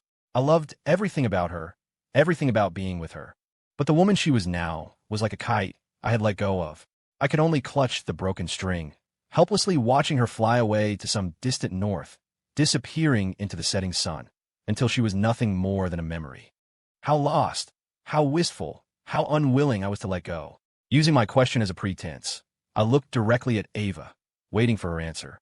I was truly surprised she had contacted me. She met my gaze, and I finally saw her face clearly. Her features hadn't changed. I felt an overwhelming urge to pull her into my arms, regardless of who she was with now, regardless of who she was dating. But in the end, reason conquered impulse. I just stared at her mesmerized. After a long time, Ava said, "I came back from my trip. I'm not planning to go back to school." I nodded but said nothing. Whether she finished her degree or not had nothing to do with me anymore. I could only view this from the perspective of a friend. "And you? How'd you been these past 2 years?" she asked with a small smile. "Great. Living freely every day," I replied with a smile of my own. But that was only half the truth. I was free, yes. Free to think about her. Free to suffer. Free to bury myself in the love of our past. Motionless. And no one could stop me. That was freedom, right? "That's good," Ava said, nodding as she looked at me. "What about you? How have you been?" This question made her pause and think. "Not as free as you, maybe, but I've been doing well." I gave a stiff reply. That's good too." We fell into silence again, a silence that seemed to mock our past, when we could talk about anything and everything. I felt uncomfortable, but I didn't know what to say. Ava seemed to be feeling the same way. She finally stood up. "It's getting cold. I'm going to head back." "Oh, okay." I managed, but I didn't get up. She glanced at me, then turned and walked away from the grass toward her car parked on the riverbank. I lit another cigarette and sat there, still not understanding why she had sought me out tonight. We had gone to all this trouble to meet, only to exchange a few sparse words, making the entire night feel thin and meaningless. Actually, it wasn't entirely meaningless. When I got back to the old apartment, Micah had locked me out. No matter how much I knocked, she wouldn't open the door. It made me wonder if she and Ava had planned this together. One to lure me out, the other to lock me out. But it didn't matter. What mattered was, once again, I had nowhere to go. I sat in the hallway for a long time, thinking. In the end, I decided to crash at Robin's for the night. He should be back from the bar by now. I just hoped Lily wasn't with him tonight. Back at Robin's rooftop loft, I put my ear to the door first. Hearing only silence, I knocked. A moment later, Robin opened the door. He was in his pajamas, a cigarette dangling from his lips. "Well, look who's back," he said, surprised. "Don't even ask. It's been a hell of a day," I sighed. Today had been an absolute disaster. First, being held captive by Micah, then the stomach pain from binging, and finally being inexplicably summoned by Ava. Every single event was an ordeal, a full day of physical and mental torture. "When is your day not an ordeal?" Robin remarked, collapsing back onto his bed. He took a drag from his cigarette and a swig of beer. I managed a wry smile at his teasing, but didn't say anything more. After a quick wash, I lay down on the other bed and lit a cigarette of my own. The two of us, a pair of chain smokers, quickly filled the small room with a gloomy haze. "So you were gone the last couple of nights," Robin said suddenly. "Were you staying with that new girlfriend of yours?" "No. Even Chloe could see she wasn't my girlfriend." "You couldn't tell?" Robin looked surprised. "What's the deal?" "It was an act. She's not my girlfriend at all." Robin nodded. "You two don't exactly seem like you're from the same planet." "Yeah, she's not good enough for me." "You're a legend," Robin said, giving me a thumbs up. I didn't respond. I stubbed out my cigarette, pulled the covers up, and the moment I lay down, an overwhelming wave of exhaustion washed over me. I was asleep in seconds. The next day, I was up at the crack of dawn. I didn't have time for breakfast, and, for the first time in ages, took a cab to the office. It cost me over $30 more than the bus. Money I wouldn't have wasted if that damn woman hadn't locked me up yesterday, putting me a full day behind on work. I'd probably have to work late tonight, too. Thinking about it, my hatred for Micah grew another notch. I decided I had to find time to talk to her soon. Not about life, not about dreams, but about what gave her the right to treat me like this. I finally got to the office. I thought I was early, but Ben was even earlier. Before I could even say hello, he tossed a file at me. "This is the meeting summary from yesterday. Take half an hour to look it over. Then we'll discuss the counter-promotion plan for the Galleria." He added, "Leo, we're on a tight deadline. Get in the zone." "No problem," I said, sitting down and opening the file. From the summary, I could see that yesterday's meeting hadn't produced a clear promotional strategy. Mr. Clark and Ben were also at odds over the plan. Mr. Clark was leaning toward a conservative approach, preferring to stick with past promotional models to ensure the task was completed on time. Ben, on the other hand, wanted this campaign to be a breakthrough, something that would truly showcase Beaumont's new status as a top-tier department store, even if it meant a slight delay. After 20 minutes, Ben and I both made a cup of coffee and started talking. Naturally, I supported Ben's approach. If the company's next strategic phase was to strengthen our brand image, then our promotional activities had to be a step up from the past. The competition with the Galleria was just one part of our business. It had to take a back seat to the larger strategic goal. Of course, if we could create a breakthrough campaign and complete on time, that would be the best of both worlds. After some discussion, Ben and I were in agreement. We would do our best to create an innovative promotional plan within a given time frame.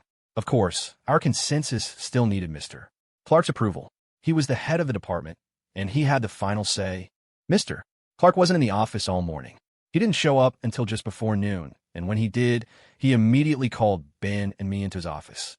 He looked agitated, which puzzled both of us. When we got to his office, he told me to close the door. Before we could even have a sip of coffee, he said, "This morning I met with the leasing manager from the Galleria." Ben and I exchanged a look of shock and confusion. Mr. Clark had met with a manager from the Galleria during work hours? That was practically consorting with the enemy. With barely suppressed excitement, Mr. Clark explained, "The leasing manager, Lee, is an old classmate of mine. He brought me some news that could change the fate of both Beaumonts and the Galleria. There's a massive storm brewing inside their company, a power struggle, and the target is their newly appointed CEO." My heart skipped a beat. The new CEO of the Galleria was Micah. Could she be facing a corporate coup?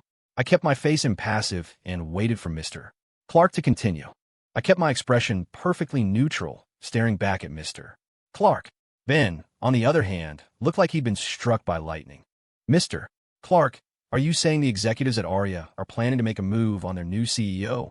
Clark gave a firm, deliberate nod. "That's right. You've probably heard Aria Grand is a family business." Ben and I both nodded. Of course it was.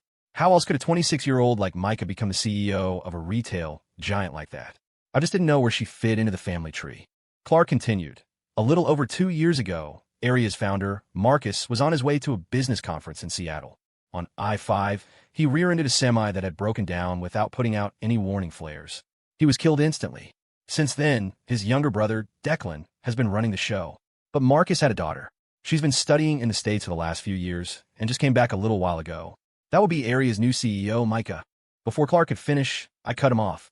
"Wait, sir. Are you saying the person trying to take her down is her own uncle, Declan?" A wry smile touched Clark's lips. "It's the obvious move, isn't it? He's been the de facto chairman for years. Now that Marcus's daughter is back, his position is threatened. When a man gets used to sitting on the throne, it's damn hard to make him step down." A surge of anger burned in my gut. That son of a bitch. Aria was his brother's company. His brother dies in a tragic accident, leaving one orphan daughter, and this is what he does? How can he be so heartless? Clark waved a dismissive hand, his face turning serious. "The backstabbing in these family dynasties isn't our concern, Leo. What we need to do is seize this opportunity. We put the squeeze on Aria, and Polaris becomes the undisputed retail leader in Portland." Ben nodded in agreement, his eyes gleaming with ambition. I said nothing, but a fire I couldn't control was raging inside me. Clark went on, "Aria's head of leasing, a Mr. Lee, met with me this morning. Next month, their contracts with 2 major international brands are up for renewal.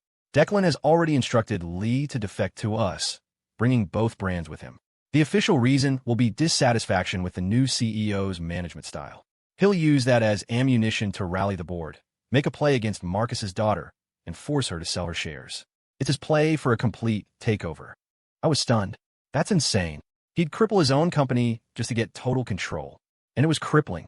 If their leasing manager jumped ship with 2 top-tier brands, Polaris would have 10. Aria would be down to 9. In the world of high-end retail, everyone knows that those flagship brands are everything. Even if Declan won, the price would be astronomical. Clark chuckled. To get full control, he has to play dirty. The board is full of old-timers loyal to his brother, Marcus. They're all backing Micah. But if Mr. Lee defects to us, citing mismanagement by the new CEO, that's a major incident. A failure of leadership that affects the company's bottom line. The people supporting her will start to waver. Once the board applies enough pressure, Micah will have no choice but to hand over her management rights and her shares. Ben, who had been silent this whole time, finally spoke up. "But isn't Declan afraid this will permanently wound Aria? That will just surpass them for good." I found myself answering for Clark. Even if Polaris pulls ahead, he's still the king of Aria. If Marcus's daughter stays, he'll be replaced sooner or later. A man who's been in power for that long, who's used to looking down on everyone. He's not going to just step aside and live under someone else's thumb. Clark nodded, approving of my analysis. That's human nature, and that's why this is a once-in-a-lifetime opportunity for Polaris. But don't underestimate Declan. I've heard a major influx of overseas capital is about to be injected into Aria. They're already prepping to open new locations in Boston and Seattle. Their ambition is to go national, not just own Portland. And even if they lose 2 brands, the customer loyalty they've built up here over the years means they won't collapse overnight. Declan has a safety net. That's why he's willing to take the risk. If he can successfully oust his niece, he secures his kingdom. From his perspective, it's a gamble worth taking. Ben and I fell silent. Even after years in this business, we had never seen the brutal reality of corporate warfare laid out so nakedly before us. In that moment, I understood. The workplace, the market, it all has its own set of rules. For guys like us at the bottom, climbing the ladder is about hard work and seizing opportunities. But for the people at the top, it's a game of manipulation and pure cunning.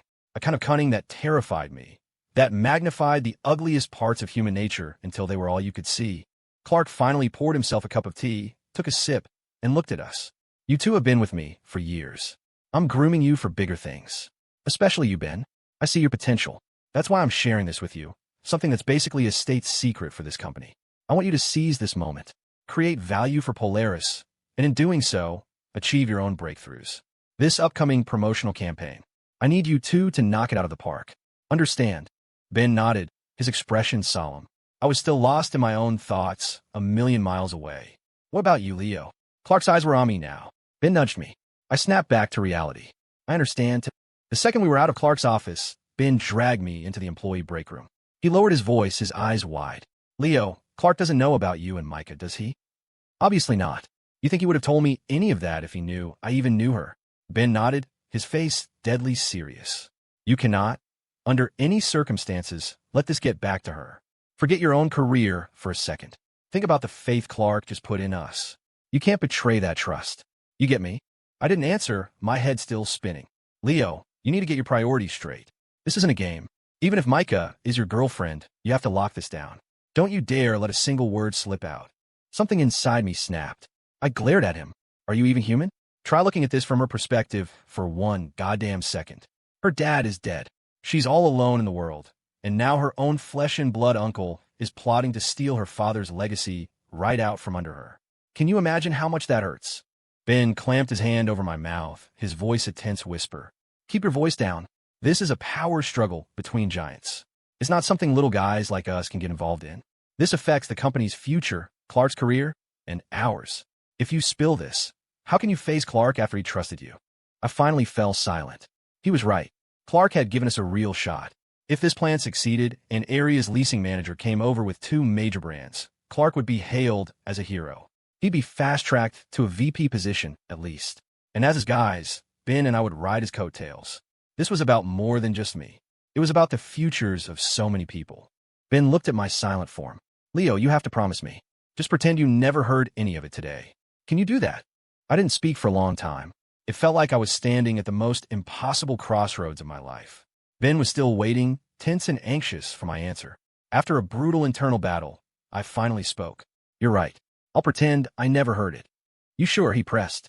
I just nodded and walked out of the break room, a hollow feeling spreading through my chest that I couldn't put into words. Ben was right. The stakes were huge, a shift in the balance of power between 2 retail empires. Too many people were involved. Clark had told us because he trusted us. If I let my conscience get the better of me and told Micah, I'd be betraying him. But if I just bottled it up and watched that lonely, guarded woman get destroyed by her own uncle, then I'd be helping him do it. The rest of the day was a blur. I was completely checked out, just enduring the hours until I could finally clock out. As the intricate web of neon lights began to glow outside the office window, another sudden, violent wave of conflict washed over me.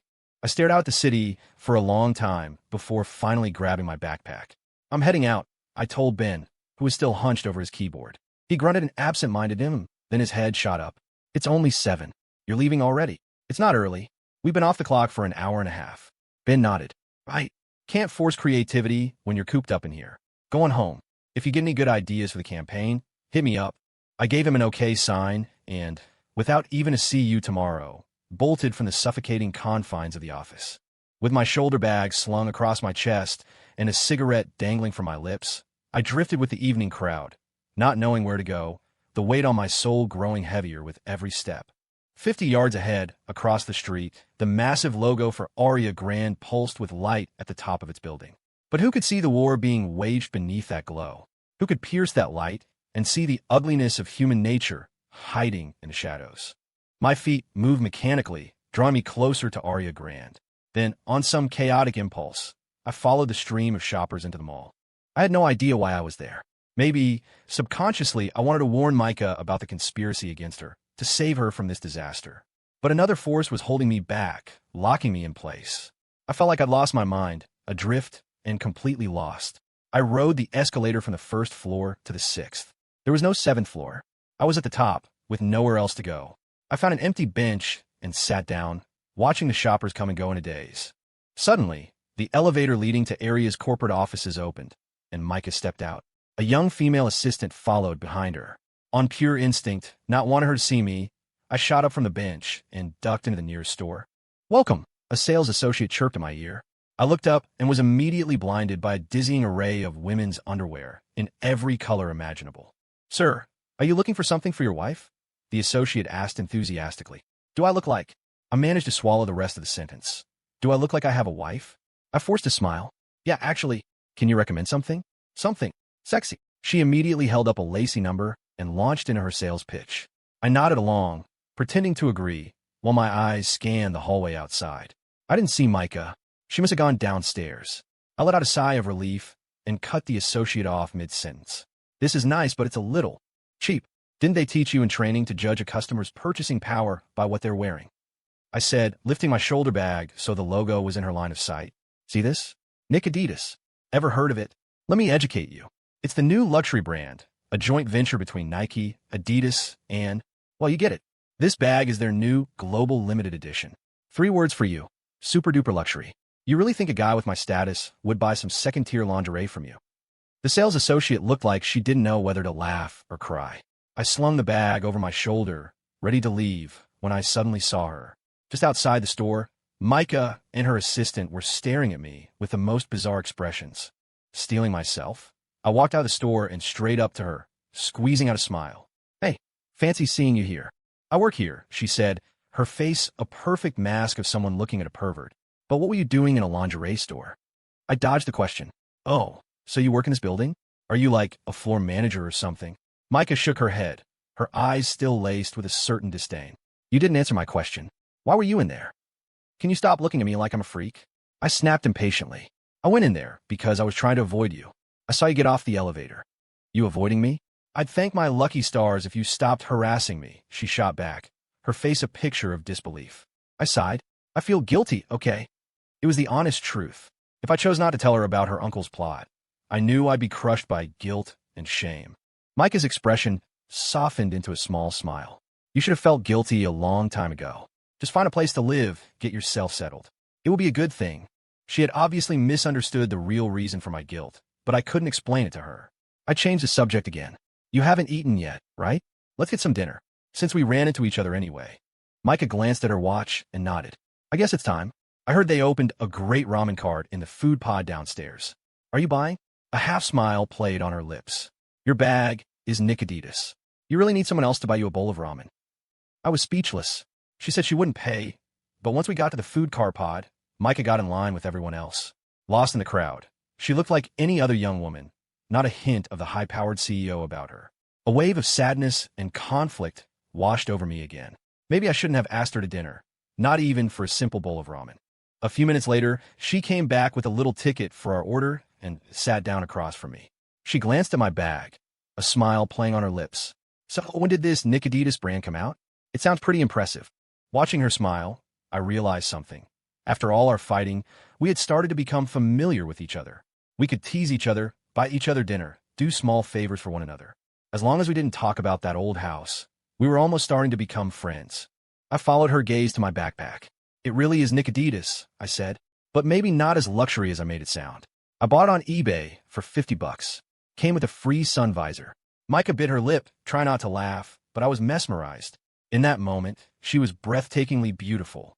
She finally managed to suppress her smile. Was the sun visor Adidas, too? Who remembers? A friend borrowed it to go fishing and never gave it back. The guy has no class. Well, It must have been Nicodemus, she said, her tone dead serious. So luxurious. Of course your friend coveted it. Now it was my turn to be amused by her. I adopted the same serious tone. That's what I'm saying. No class. Sold his integrity for a hat. If he liked it so much, he should have just told me. A man of my extravagant taste. You think I care about one hat? Micah just smiled and shook her head, not saying anything more. Maybe she wasn't a fan of my constant bullshit. Sometimes I just exasperated her into laughing, a kind of helpless amusement. The server finally brought our 2 bowls of ramen and a few side dishes. We started to eat. As we ate, I kept stealing glances at her. She was quiet the whole time, a kind of peaceful stillness about her. But in that quiet, I saw a profound loneliness. It was a loneliness that had nothing to do with money. It was rooted in her story, in her loss. Yet she carried on with her own strength, living her life independently. Since I'd met her, I'd never once heard her complain. I watched her, lost in thought, and the knowledge of the plot against her felt like a knife twisting in my gut. I was in agony, completely and utterly powerless. As we were finishing our simple meal, I finally said, I still owe you $10,016. I haven't forgotten, she replied casually. But don't rush to pay me back. Find an apartment first. Like you said yourself, you don't want to feel that pain of having nowhere to go again. You remember my words pretty clearly. You said it to me last night. Of course I remember. I skipped past that. So why'd you lock the door on me last night when I got back? I knocked for at least 10 minutes. You could have knocked for an hour. I wouldn't have opened it. I told you, I'm not renting that house to anyone. Then tell me. I pressed, asking the question that had been bugging me for so long. Why did you buy that old house? And why won't you rent it out? Micah looked out the window, her expression distant. After a long moment, she spoke in a low voice. That's my private business. Please don't ask again. I didn't push it. I had a faint idea of why she might have bought it, but I couldn't be sure. Breaking the silence, Micah spoke, a rare initiative on her part. It's still early. I can help you look for a place tonight. You need to get settled. Otherwise, you won't know what to tell your dad the next time he comes to visit. In the darkness, I sat in the passenger seat of Micah's car, scrolling through Craigslist for rental listings on my phone. When I saw something promising, I called to inquire. Micah acted as my chauffeur, driving me from one corner of the city to another, watching as I used every shameless trick in the book to haggle with landlords and agents. With her driving, I was incredibly efficient.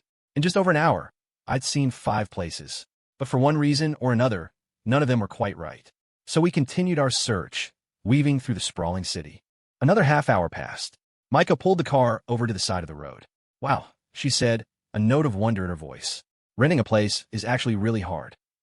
Yeah, there are a lot of shady agents out there. If you're not careful, they'll rip you off. She nodded in agreement. Having never been exposed to this world, she'd just gotten a crash course. It made me realize that sometimes it's not that people can't understand each other. It's just that they've never lived in each other's worlds. Are you thirsty? I can go get you something to drink, I asked. Micah nodded. I didn't even think to ask what she wanted. I just opened the car door and got out. My mood was heavy again, an oppressive weight I couldn't shake. I fought with Micah countless times over that old house, but deep down I didn't hate her. The more I got to know her, the more I realized she wasn't the arrogant, high and mighty person I'd first thought.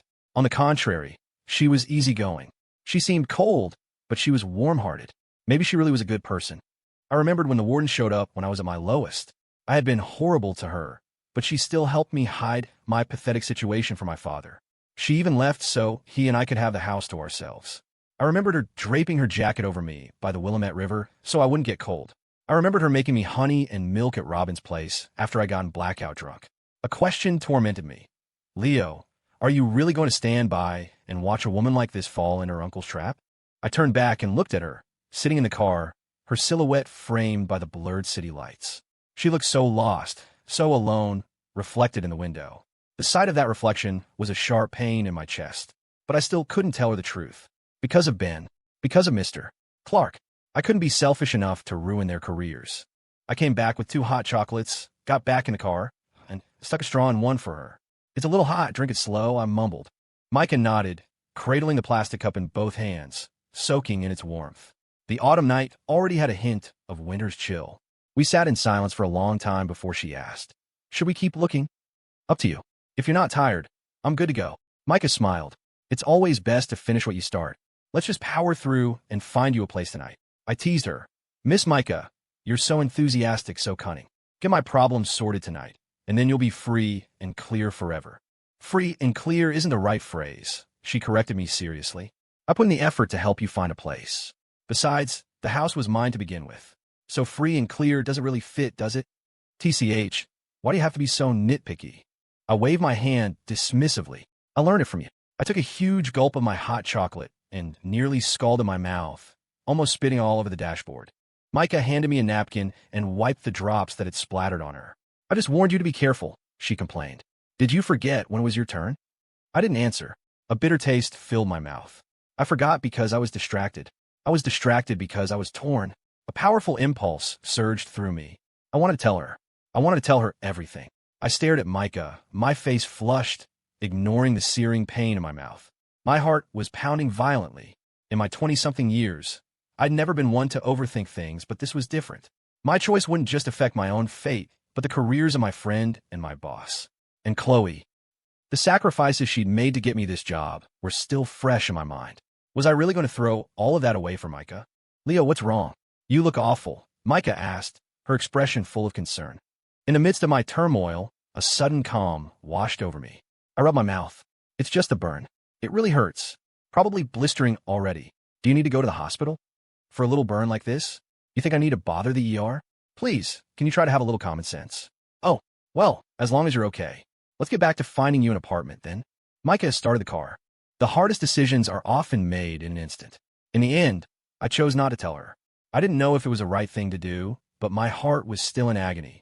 I wished Clark had never told me any of it. But a wish was just a wish. I knew, and so I was like a small boat, helplessly adrift on an ocean of guilt with no shore in sight. The shadows of the streetlights stretched long across the car window, and my thoughts began to scatter. In that haze, I couldn't think of a single solution that would make everything right. After a long night of searching, we finally found a decent studio apartment at a reasonable price. I paid the first 3 months' rent and a security deposit on the spot. After the landlord left, it was just me and Micah in the empty room. We stood side by side on the small balcony on the 26th floor. I lit a cigarette and looked out at the city lights. After a while, I said to her, "It's quiet up here because it's so high. Your place is quiet because it's so old. But they're both quiet. So you finally admit the house belongs to me?" she asked with a small smile. "It's a done deal. Why wouldn't I admit it?" Micah nodded, as if a great weight had been lifted from her shoulders. "Are you moving in tonight?" "Tomorrow night." I paused, then looked at her with genuine sincerity. "Let me stay there one last night. I need to say goodbye to my friends, the mop, the grandfather clock, the sofa, the cabinet. I'm worried they'll miss me too much." I was fully prepared for her to say no, but to my surprise, she nodded. Maybe she actually believed that the inanimate mop and clock were really my friends. In truth, I wasn't lying, and I wasn't being overly sentimental. Sometimes I'd rather be friends with these silent objects than get too close to people with their own agendas. Because if you weren't careful, you'd run into a monster wearing human skin. Some of them didn't even bother with the disguise, as if they were afraid people wouldn't know what they were. Like that actress who slapped Chloe over a scheduling conflict. Or Micah's uncle, Declan. It was late by the time Micah and I got back to the old house. She went into the bathroom to wash up first. I sat on the sofa, seemingly calm, but a storm was raging inside me. A few minutes later, Micah came out, dabbing toner on her face.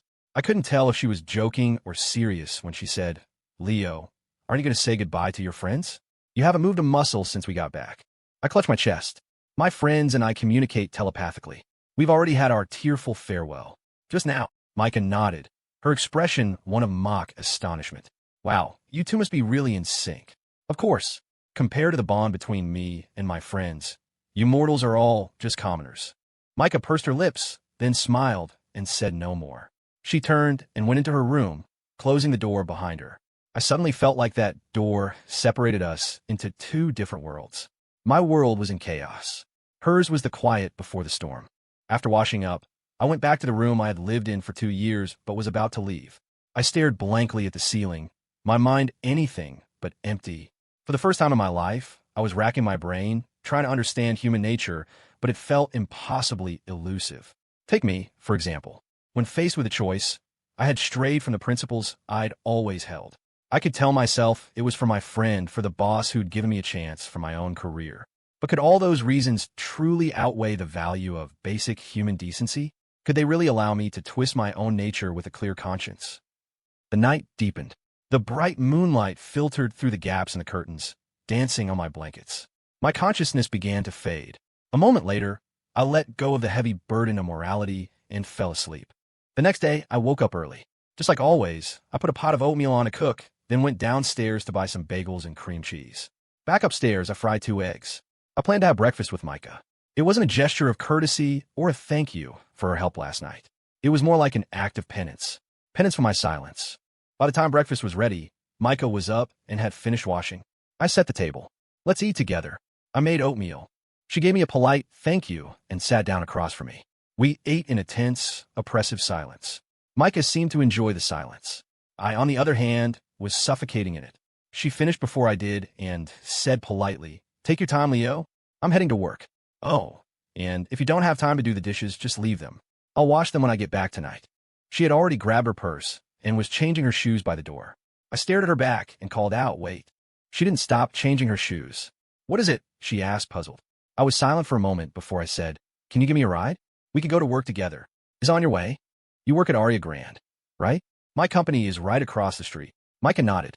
"Oh, what company is it?" I hesitated before answering. "Just a small firm. I'm just a guy collecting a paycheck, killing time. Nothing worth mentioning." "Okay, well, hurry up." She had her shoes on now and was waiting for me outside the door. I shoveled down the last few bites of my oatmeal, changed my shoes, grabbed my briefcase, and followed her downstairs. Morning traffic was terrible. We were in a constant state of stop and go. As we got close to my office, the car got stuck in a jam on a 2-lane street. With nothing to do, we both sat in silence. I pulled a CD from her car's glove compartment and put it in the player, hoping some music would cut through the frustrating wait. The first notes of James Taylor's Fire and Rain filled the small car, his voice full of a weary, storytelling sorrow. The car was wrapped in a light autumn fog.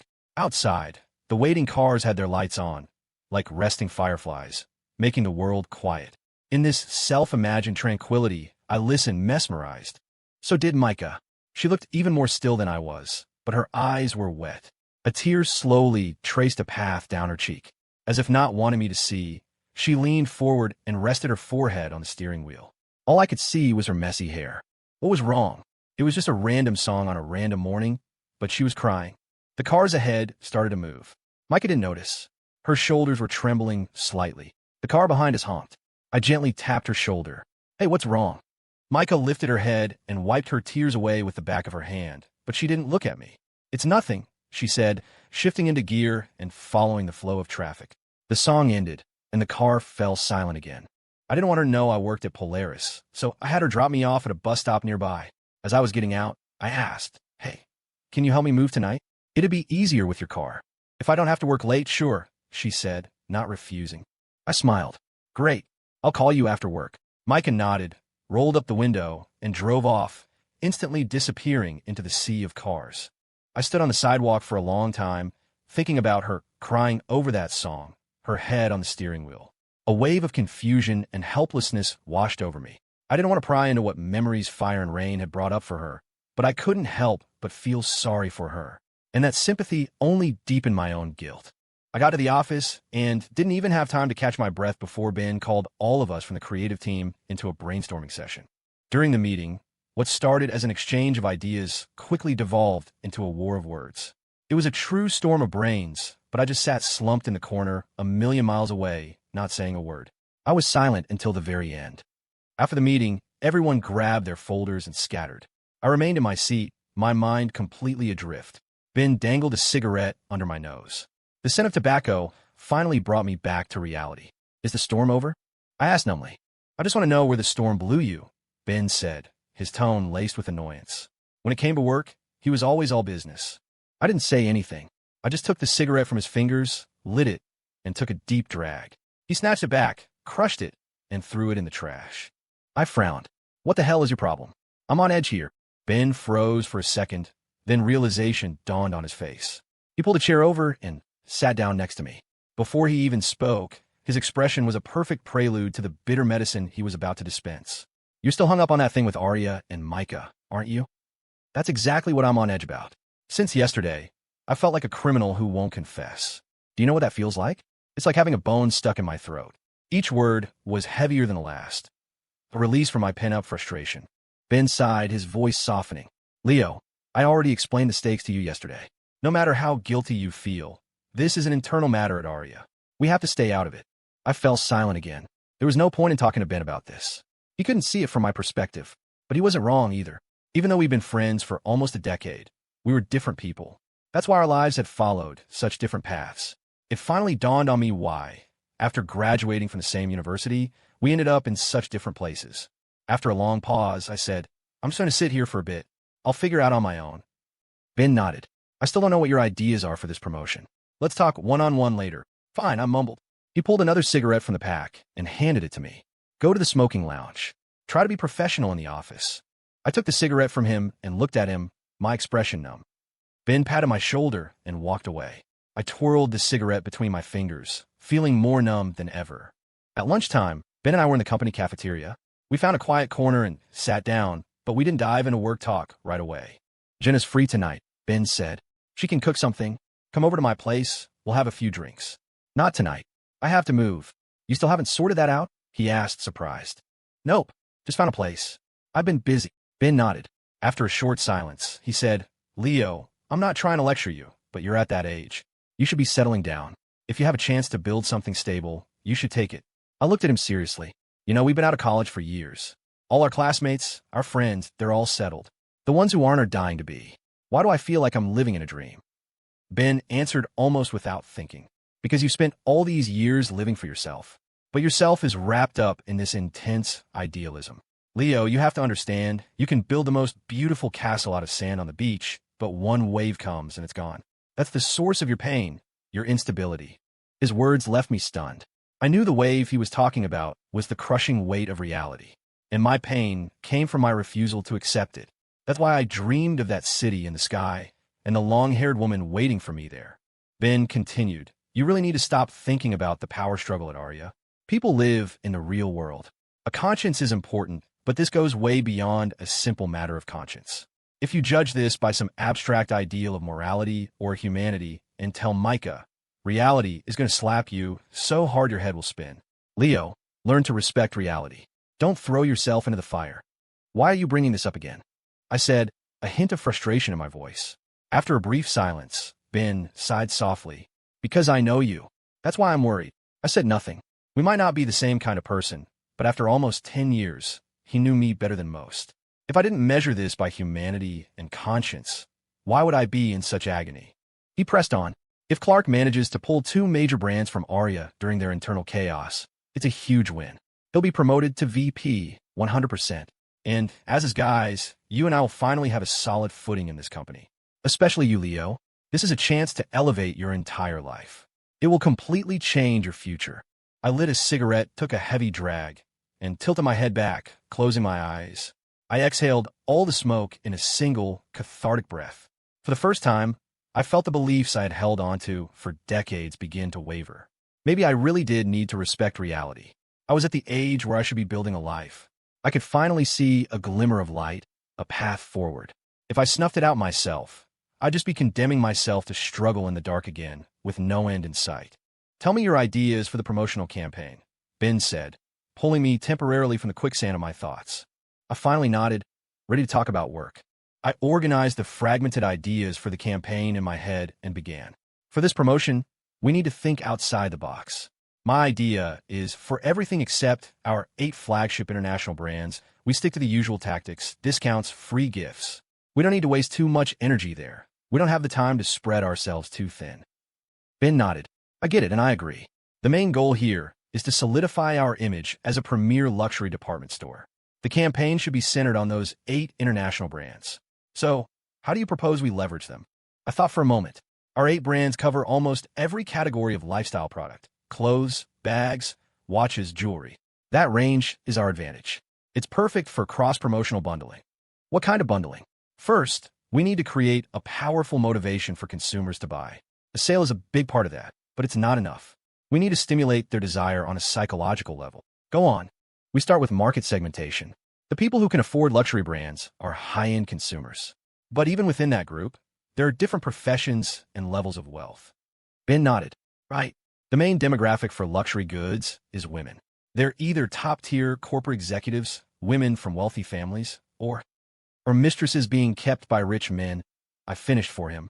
After years in retail, we had a pretty specific system for categorizing our target demographics. It was ironic, but an internal study we'd done on luxury spending at Polaris showed that about 20% were corporate execs, 30% were from new money or the trust funds, and the remaining 50% were what we discreetly called non-traditional purchases. That's why you always see beautiful young women on the arms of successful-looking men in high-end stores. It was just an internal survey, not official or anything, but it painted a clear enough picture. So what? You're planning to use that as your angle? Ben asked, cutting straight to the point. I nodded. Exactly. You know these women. They often lack emotional security in their relationships. They need something to hold on to, even if it's an illusion. It gives them comfort. So, your campaign theme is? Love isn't a luxury. During the event, we give the standard discounts. But on top of that, any couple who buys a luxury item together gets a special commemorative membership card from Polaris. If that same couple comes back together during the event next year to buy luxury goods, we'll credit cash back to their card.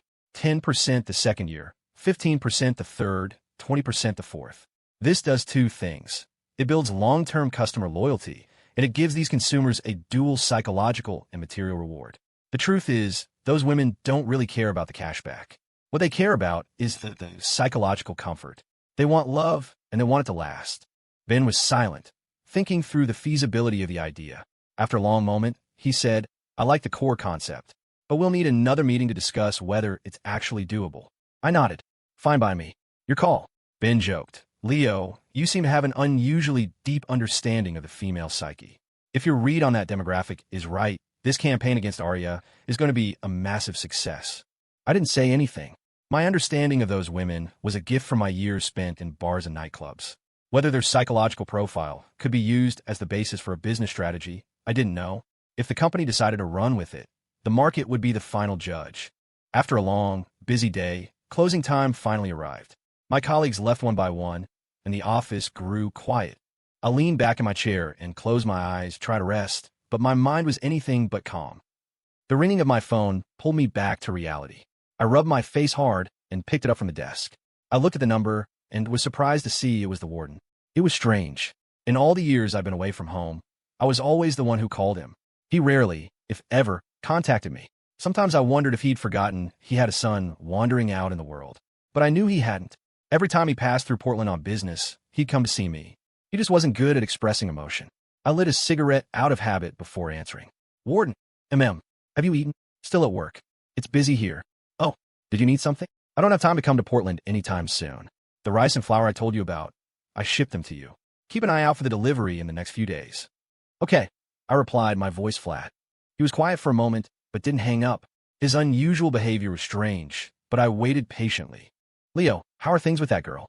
I knew he meant Micah, but I played dumb. Which girl? The one living with you. Your mother knitted 2 scarves this time, so I had her make one for the girl too. Give it to her when you get a chance. And another thing, you have a short temper. Be patient with her. Don't start fights when you're living together. As he spoke, I was mentally counting the words. I was shocked. It was a full 64 words. For as long as I could remember, he'd never said that many words to me in one go. The world really was changing. Even the warden had changed. He'd become talkative. You and Mom don't even know her name, and you're already knitting her scarves? Does that seem appropriate to you? I asked, half laughing. His next sentence almost made me choke. You're the one who has to live with her. Why do I need to know her name? After a long pause, I said helplessly, You're right. I'll do as you command. Be good to her. She's a good girl. His repeated insistence was exasperating, but I didn't dare hang up on him. Dad, seriously, I said again, helplessly, you've met her twice. How can you tell she's a good girl? Is she that simple, or are you just that shrewd? He ignored my teasing and repeated, Be good to her, before hanging up. Listening to the dial tone, I didn't know what to feel. I asked myself, how am I supposed to be good to her? Right now, I was just a powerless bystander, watching as her uncle raised a cruel knife to strike her down. I put my phone back on the desk and leaned back hard in my chair, slapping my face with my hands. I closed my eyes and pictured her, with her long hair falling over her shoulders, looking so alone. It felt like the artery connected to my heart had been severed, and an overwhelming wave of suffocating pain washed over me again. The phone rang again. This time it was Micah. I suddenly remembered her promise from that morning. If she had time, she'd help me move. She must have just gotten off work. She really was a woman of her word. I hesitated for a long time before answering Micah's call. My voice seemed lower than usual when I asked, Are you off work? Yeah. Are you still at the office? I'm about to leave. Okay, where's your office? I'll pick you up. Let's get you moved tonight, then I can finally put this whole thing behind me. I managed a weak laugh. The only reason you're so eager to help me move is because you're afraid I'll keep harassing you, isn't it? Harassing is a good word for it, she said. You still haven't told me where your office is. I paused. I'll meet you at Aria. That ramen cart downstairs is pretty good. My treat tonight, as a thank you for all the trouble you've gone through to help me move. Okay, come on over. I'll wait for you at the entrance to the food pod. I agreed, and we both hung up. I tried to pull myself together, grabbed my bag, and left the office. When I got to the north entrance of Aria Grand, Micah was already waiting for me by the food carts. She wasn't wearing any makeup, but she was still stunningly beautiful. It was peak shopping time, and almost everyone who walked past couldn't help but glance her way, captivated by her beauty. In this day and age, a naturally beautiful woman with no makeup was a rare sight. But I wasn't a man who really appreciated her beauty. From the day we met, I felt like her looks had nothing to do with me. All I cared about was whether she'd let me stay in that house. In the end, I had to move out anyway. If I want to stretch the point, me moving out was also a form of compromise with reality. I had lived in that house for over 2 years, and Micah for less than a month. But because her name was on the deed, I was the one who had to leave. It had nothing to do with time or emotional attachment. It was just a compromise forced by reality. Maybe I really was an idealist. That's why I used the length of time lived in the house as my standard, trying to force the role of tenant onto Micah while feeling like I was completely in the right.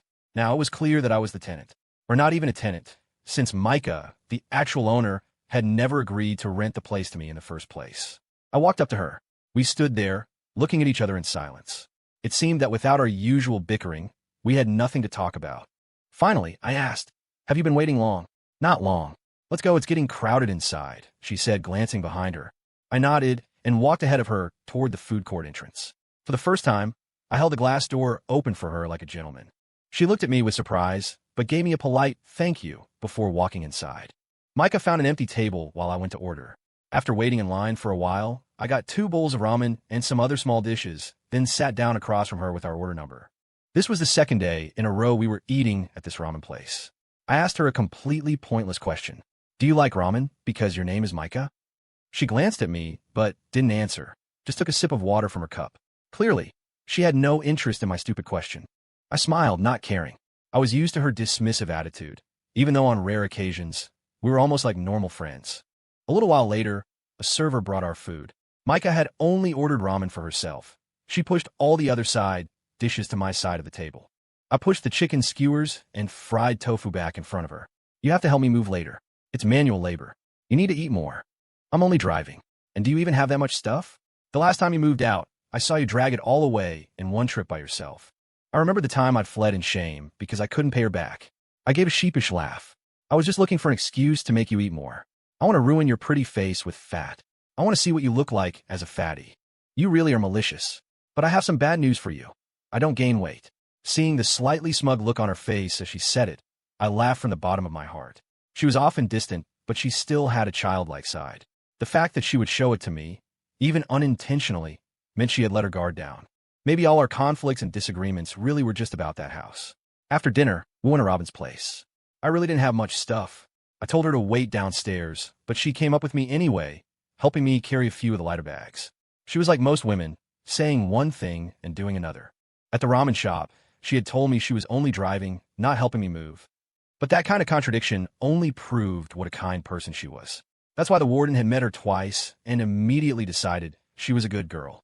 When we got to my new place, I did a quick cleanup while Micah, at the same time, made my bed. I felt terrible.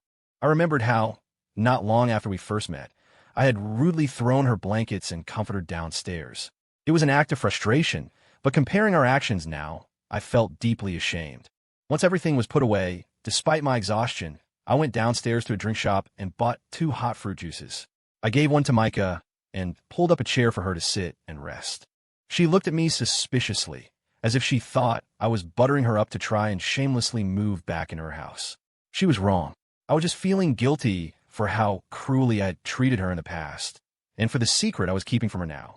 Micah only drank half her juice. She put it on the coffee table and said with a sigh of relief, "Well, your business is taken care of. I should go." "Okay, drive safe." She grunted, already picking up her purse. I opened the door for her. "You're living there now? If you ever need help with anything, just call me. I'll be there anytime." Micah nodded and turned to leave. I added, if you ever want a home-cooked meal, come over. I'll cook for you. It's close to your work anyway. I know, she said without turning back, but her tone wasn't so cold. I knew she understood that it wasn't just an empty offer. Maybe one night, she really would come over for a dinner I'd made myself, with oatmeal, rice, and a few simple side dishes. Micah was getting further away. Watching her back, I was overwhelmed with emotion again. Declan was probably going to make his move soon. If I kept hiding this, even if I told her later, she wouldn't have much time to react. She stepped into the elevator and disappeared from sight. The warden's words, "Be good to her," flashed in my mind, sending me into another painful spiral. In this unending torment, I finally felt like I'd had enough. I gritted my teeth and said to myself, I have to be me. I have to be the person everyone else sees as a scumbag, but who still has a bottom line, who still has something to hold on to. This was my first night in the studio apartment, but I had just made one of the most important decisions of my life. I wrote 2 letters, one for Micah, which I would give her tomorrow, and a letter of resignation for Mr. Clark, which I would give him after this promotional campaign was finished. I knew that by choosing to tell Micah about her uncle's plot, I was also betraying Ben and letting down Mr. Clark, who had given me a real chance. I couldn't face staying at Polaris Retail. Resigning was my only option. I picked up a pen, took a deep breath, and without much thought, quickly wrote both letters. Then I snapped the pen in half and threw in the trash. The pen was innocent, but I needed a vent. I had just single-handedly destroyed my own future, and possibly the futures of Ben and Mr. Clark as well. Thinking of the sacrifices Chloe had made for my career, a wave of suffocation washed over me. This decision might have preserved that small piece of integrity deep inside me, but it was a betrayal to the friends who truly cared about me. I folded the letters and put them in my pocket. I didn't regret my choice, but I knew the night ahead would be sleepless. I wanted a drink, as much as possible. Then I could pass out on the bed, sleep deeply, and not think about the crushing weight of reality. I took a cab to CC's place, the Hollow City. Right now, I really needed a drink. If CC was free, I want to talk to her. Not necessarily about my moral dilemma, just about anything. It was late, nearing closing time. The restaurant was nearly empty. CC was sitting in a corner, drinking a beer, still living her life in a way that defied her beautiful appearance. I sat down across from her. She finally noticed me and snapped her fingers at a server, who promptly brought me a large mug of draft beer. CC looked at me and smiled, her words teasing. "What's wrong, Leo? Did life beat you up again?" "Something like that. You really know me well," I said, taking a huge gulp of beer. "Why else would you show up here so late?" I didn't say anything, just poured the beer down my throat like it was water, only stopping when the cold liquid sent a sharp pain through my head. CC just watched me, occasionally taking a sip of her own beer. She waited until I stopped before asking, "So what is it this time? How did life piss you off?" I was silent for a long time before I said, "We're both idealists, living with ideals, holding on to our principles. It should be a beautiful thing. Why does reality have to throw so many obstacles in our way?" CC thought for a moment. "I've come to understand something over the years. There's nothing wrong with living like an idealist, but you need to have the material means to support it. Take this restaurant, for example. It supports me now. I don't have to worry too much about money, so I can continue to live this idealistic life. If that anonymous customer hadn't given me that $10,000 when I was on the brink of losing everything, allowing this place to survive, where would I be talking about ideals?" I was silent again for a long time before I finally said, "CC, you're right. You need money to live an idealistic life." She was right. Take my current situation. If I had a solid financial foundation, if I didn't have to worry about my career, if Ben and Clark were already in high-ranking positions at Polaris, then I could tell Micah everything without a second thought, satisfying my conscience and my beliefs. But even understanding that, I wasn't going to change my mind. I was still going to tell Micah about her uncle's plot. Maybe, deep down, even if it cost me the job I'd fought so hard for, I still felt it was worth it. I finished my first beer and ordered another. CC just smoked and kept me company. We didn't talk anymore. That silence came from the fact that we both, from our idealistic perspectives, saw the world too clearly. And when you see it that clearly, you get tired. You don't want to say anything more. After 2 large mugs of beer, I was starting to feel dizzy. The tension that had been gripping me began to loosen. CC's face across from me started to blur. I seized the moment and ordered a shot of hard liquor, downing in one go. This deliberate, purposeful drinking intensified the dizziness, and finally, right there in front of CC, I slumped forward and passed out on the table. My mind was at peace, but I knew that tomorrow, the real world would be a complete mess again. The next day, I woke up with a pounding headache, the aftermath of my deliberate drunkenness. Outside, a light autumn rain was falling, and the sky was overcast. I looked around and realized I was in CC's bedroom. I remembered getting wasted on purpose last night. I threw off the covers, put on my shoes, and left the bedroom. CC was asleep on the living room sofa. I checked the time, 7:30. I didn't want to wake her, so I quietly let myself out. Downstairs, I hailed a cab. My destination wasn't my office, but Aria Grand. I had made my choice last night, and I was going to see it through. 20 minutes later, I was waiting at the entrance to Aria's underground parking garage. From what I knew of her, she wouldn't have arrived at work yet. I waited another 20 minutes before I finally saw her red Audi Q7. As she drove into the garage, I stopped a passing student-age kid. "Hey man, can you do me a favor?" I asked the puzzled-looking guy. He looked at me warily. "What kind of favor?" I pulled the letter from my pocket and handed it to him. "Can you give this to a girl for me?" His eyes lit up with understanding. "Is this a love letter?" "Dude, with technology these days, why are you writing letters? You could just text her or something. You're Gen Z, right?" "Yeah, I'm a millennial. You know what a generation gap is? Back in my day, we wrote love letters. It's old style. Now hurry up and give it to her before she gets on the elevator." "But I'm going to be late for class." "It'll just take a second. You won't be late." I changed my strategy. "Do you like to see beautiful women?" At the mention of a beautiful woman, his interest was piqued. "Is she hot? If she wasn't hot, do you think I'd be into her?" "Don't worry, she's an absolute knockout. Go down the elevator to the parking garage and wait for her. Remember, she's wearing a purplish-gray coat, long hair down to her shoulders. The most beautiful woman there. You can't miss her." "All right, fine. I'll see if she's as hot as you say." He finally took the letter from me. I added one more instruction. "Just give her the letter. Don't say anything else. Especially don't describe what I look like, you got it?" He nodded knowingly. "I get it. You want to surprise her. Well, good luck with your confession, man." I gave him an approving nod. "See? We're not so different after all." The kid chuckled and ran off towards the elevators inside the mall. I lit a cigarette and quietly watched him go. It felt like a heavy weight had finally been lifted from my shoulders. As for tomorrow, I'd deal with tomorrow when it came. A few moments later, the kid came back, his voice full of excitement. "You weren't lying, man. She's a total bombshell." I smiled. "So, describe her for me. Let's see if you got the right person. Just like you said, long hair, purplish-gray coat, and super hot. A little stuck up, though, didn't really want to talk to me." But I stuffed the letter in her hand. I nodded and asked jokingly, "So, you think I have a shot with her?" The kid looked me up and down seriously. "Dude, I think it's a long shot." "Yeah, I figured. Now get to class before you're late," I said, clapping him on the shoulder. He left me with a good luck and hurried off towards the bus stop in the distance.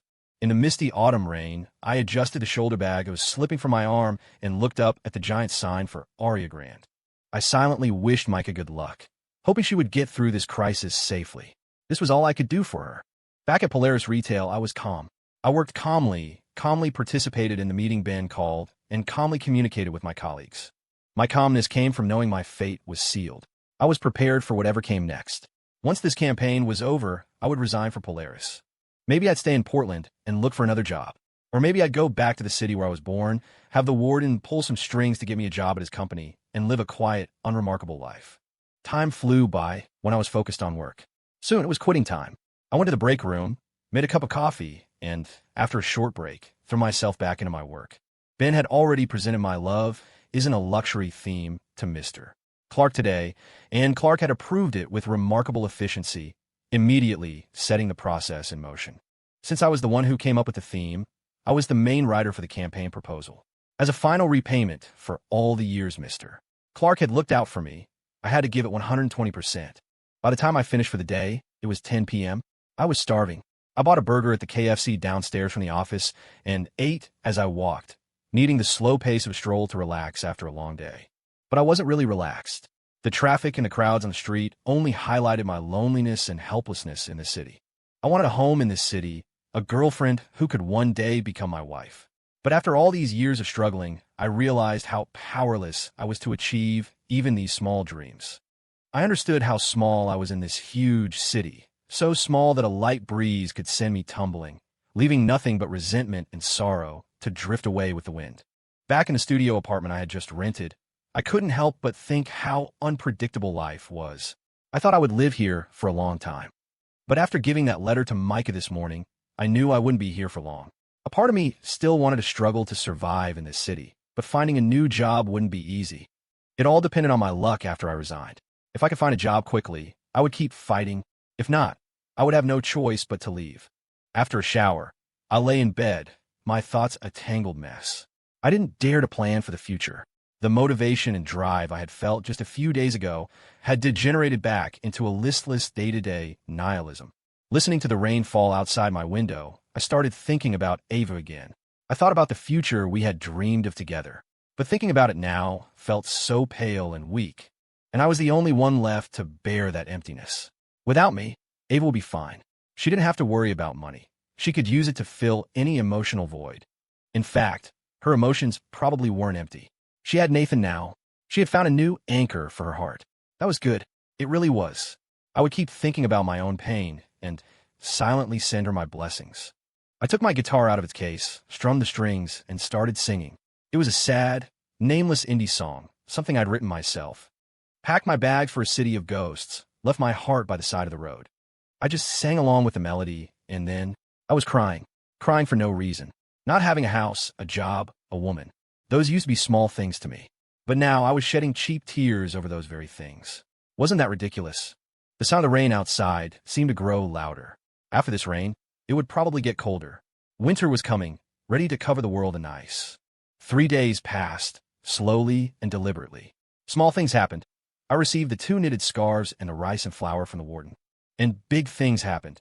After days and nights of overtime, I finished the Love Isn't a Luxury campaign proposal with high efficiency. I gave it to Ben, who gave it to Mr. Clark. With the submission of that proposal, the countdown to handing in my resignation letter began. I was about to leave Polaris Retail. This evening, after work, I wanted to call Micah and give her the knitted scarf. I thought she would like it.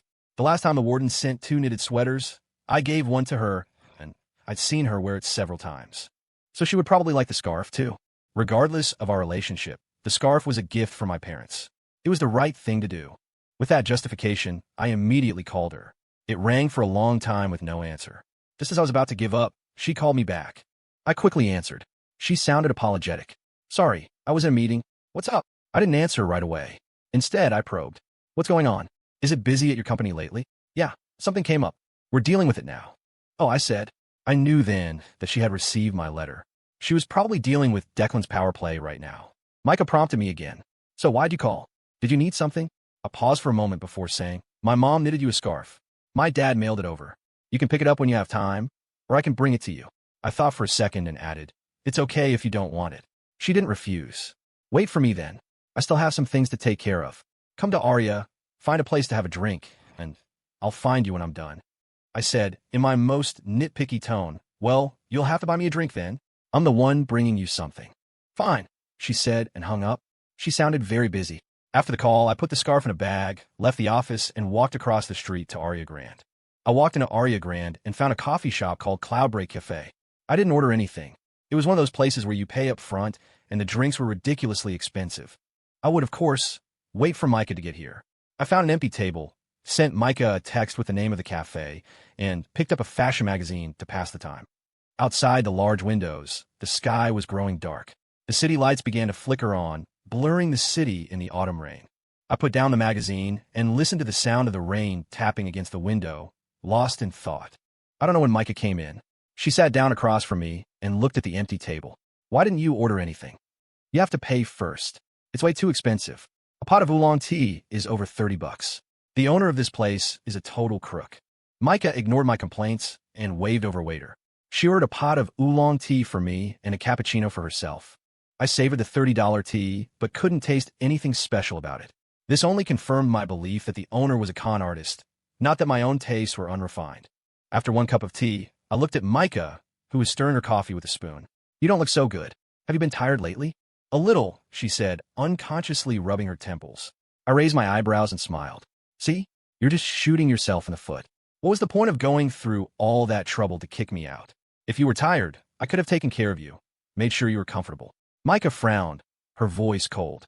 Leo, don't joke like that with me. Your thinking is so rigid. I said I'd take care of you. That doesn't have to be as your boyfriend or husband, right? It could be as your male nanny. I don't mind being your manny. Micah was speechless with anger. After a long moment, she muttered ridiculous and went back to ignoring me, still stirring her coffee, but with a thoughtful expression on her face. I quickly finished the pot of oolong tea. I was hungry, so I called the waiter back and ordered a pasta salad. I also kindly ordered tiramisu for Micah. Of course, she was the one paying. I had no problem taking advantage of a woman. She was much richer than me. Spending her money was my way of reducing the wealth gap, resolving social conflicts, and building a harmonious society. I quickly finished my pasta salad and took the scarf, still in its bag, out of my backpack and handed it to her. As Micah took the scarf, her eyes happened to fall on my Nicoditas backpack, and a smile appeared on her face. "What's so funny?" I said, annoyed. "This is just my sense of humor. They have a women's version of the Nicoditas backpack. You dare to use it?" Micah shook her head, signaling that she did not dare. She took the scarf out of the bag and examined it. She seemed to like it. "It's beautiful," she said. "Of course it is. My mom's best skill in life is knitting." Micah nodded and put the scarf in her handbag, but she didn't leave right away. She looked more relaxed than before, resting her chin on her hand and looking out the window at the world, wet with rain but illuminated by neon lights. I didn't want to leave either. I followed her gaze out the window, watching as the neon lights blurred into a vision of prosperous splendor, which only made me feel more desolate by comparison. Around 9 p.m., Micah and I said our goodbyes at the cafe. She drove off into the city lights, heading for the old house, while I walked through the light autumn rain, avoiding fallen leaves, back to my newly rented apartment. The next morning, after a night of rain, the sky was clear. It was a sunny morning, though I had listened to the rain and couldn't sleep all night. I still got up at dawn. The morning sun after a rainy night seemed to have a hint of chill to it. The wind howled, blowing the fallen leaves across the ground. I bought a cup of soy milk and a few steamed dumplings from the breakfast shop downstairs and ate as I walked. I threw the empty bag in the trash and looked up to find myself surrounded by so many people rushing past. It felt like I was standing still, completely disconnected from the city. Enduring the cold wind, I stood alone for a long time. Finally, I took the letter from Mr. Clark out of my pocket. The feeling of standing at a crossroads in life once again filled my heart with helplessness. I had finished the promotional proposal yesterday. Regardless of the final outcome, I had done my best. It was my final deliverable from Mr. Clark. It was almost 9 when I got to the office. I clocked in as usual and walked into the office where I had worked for nearly 3 years.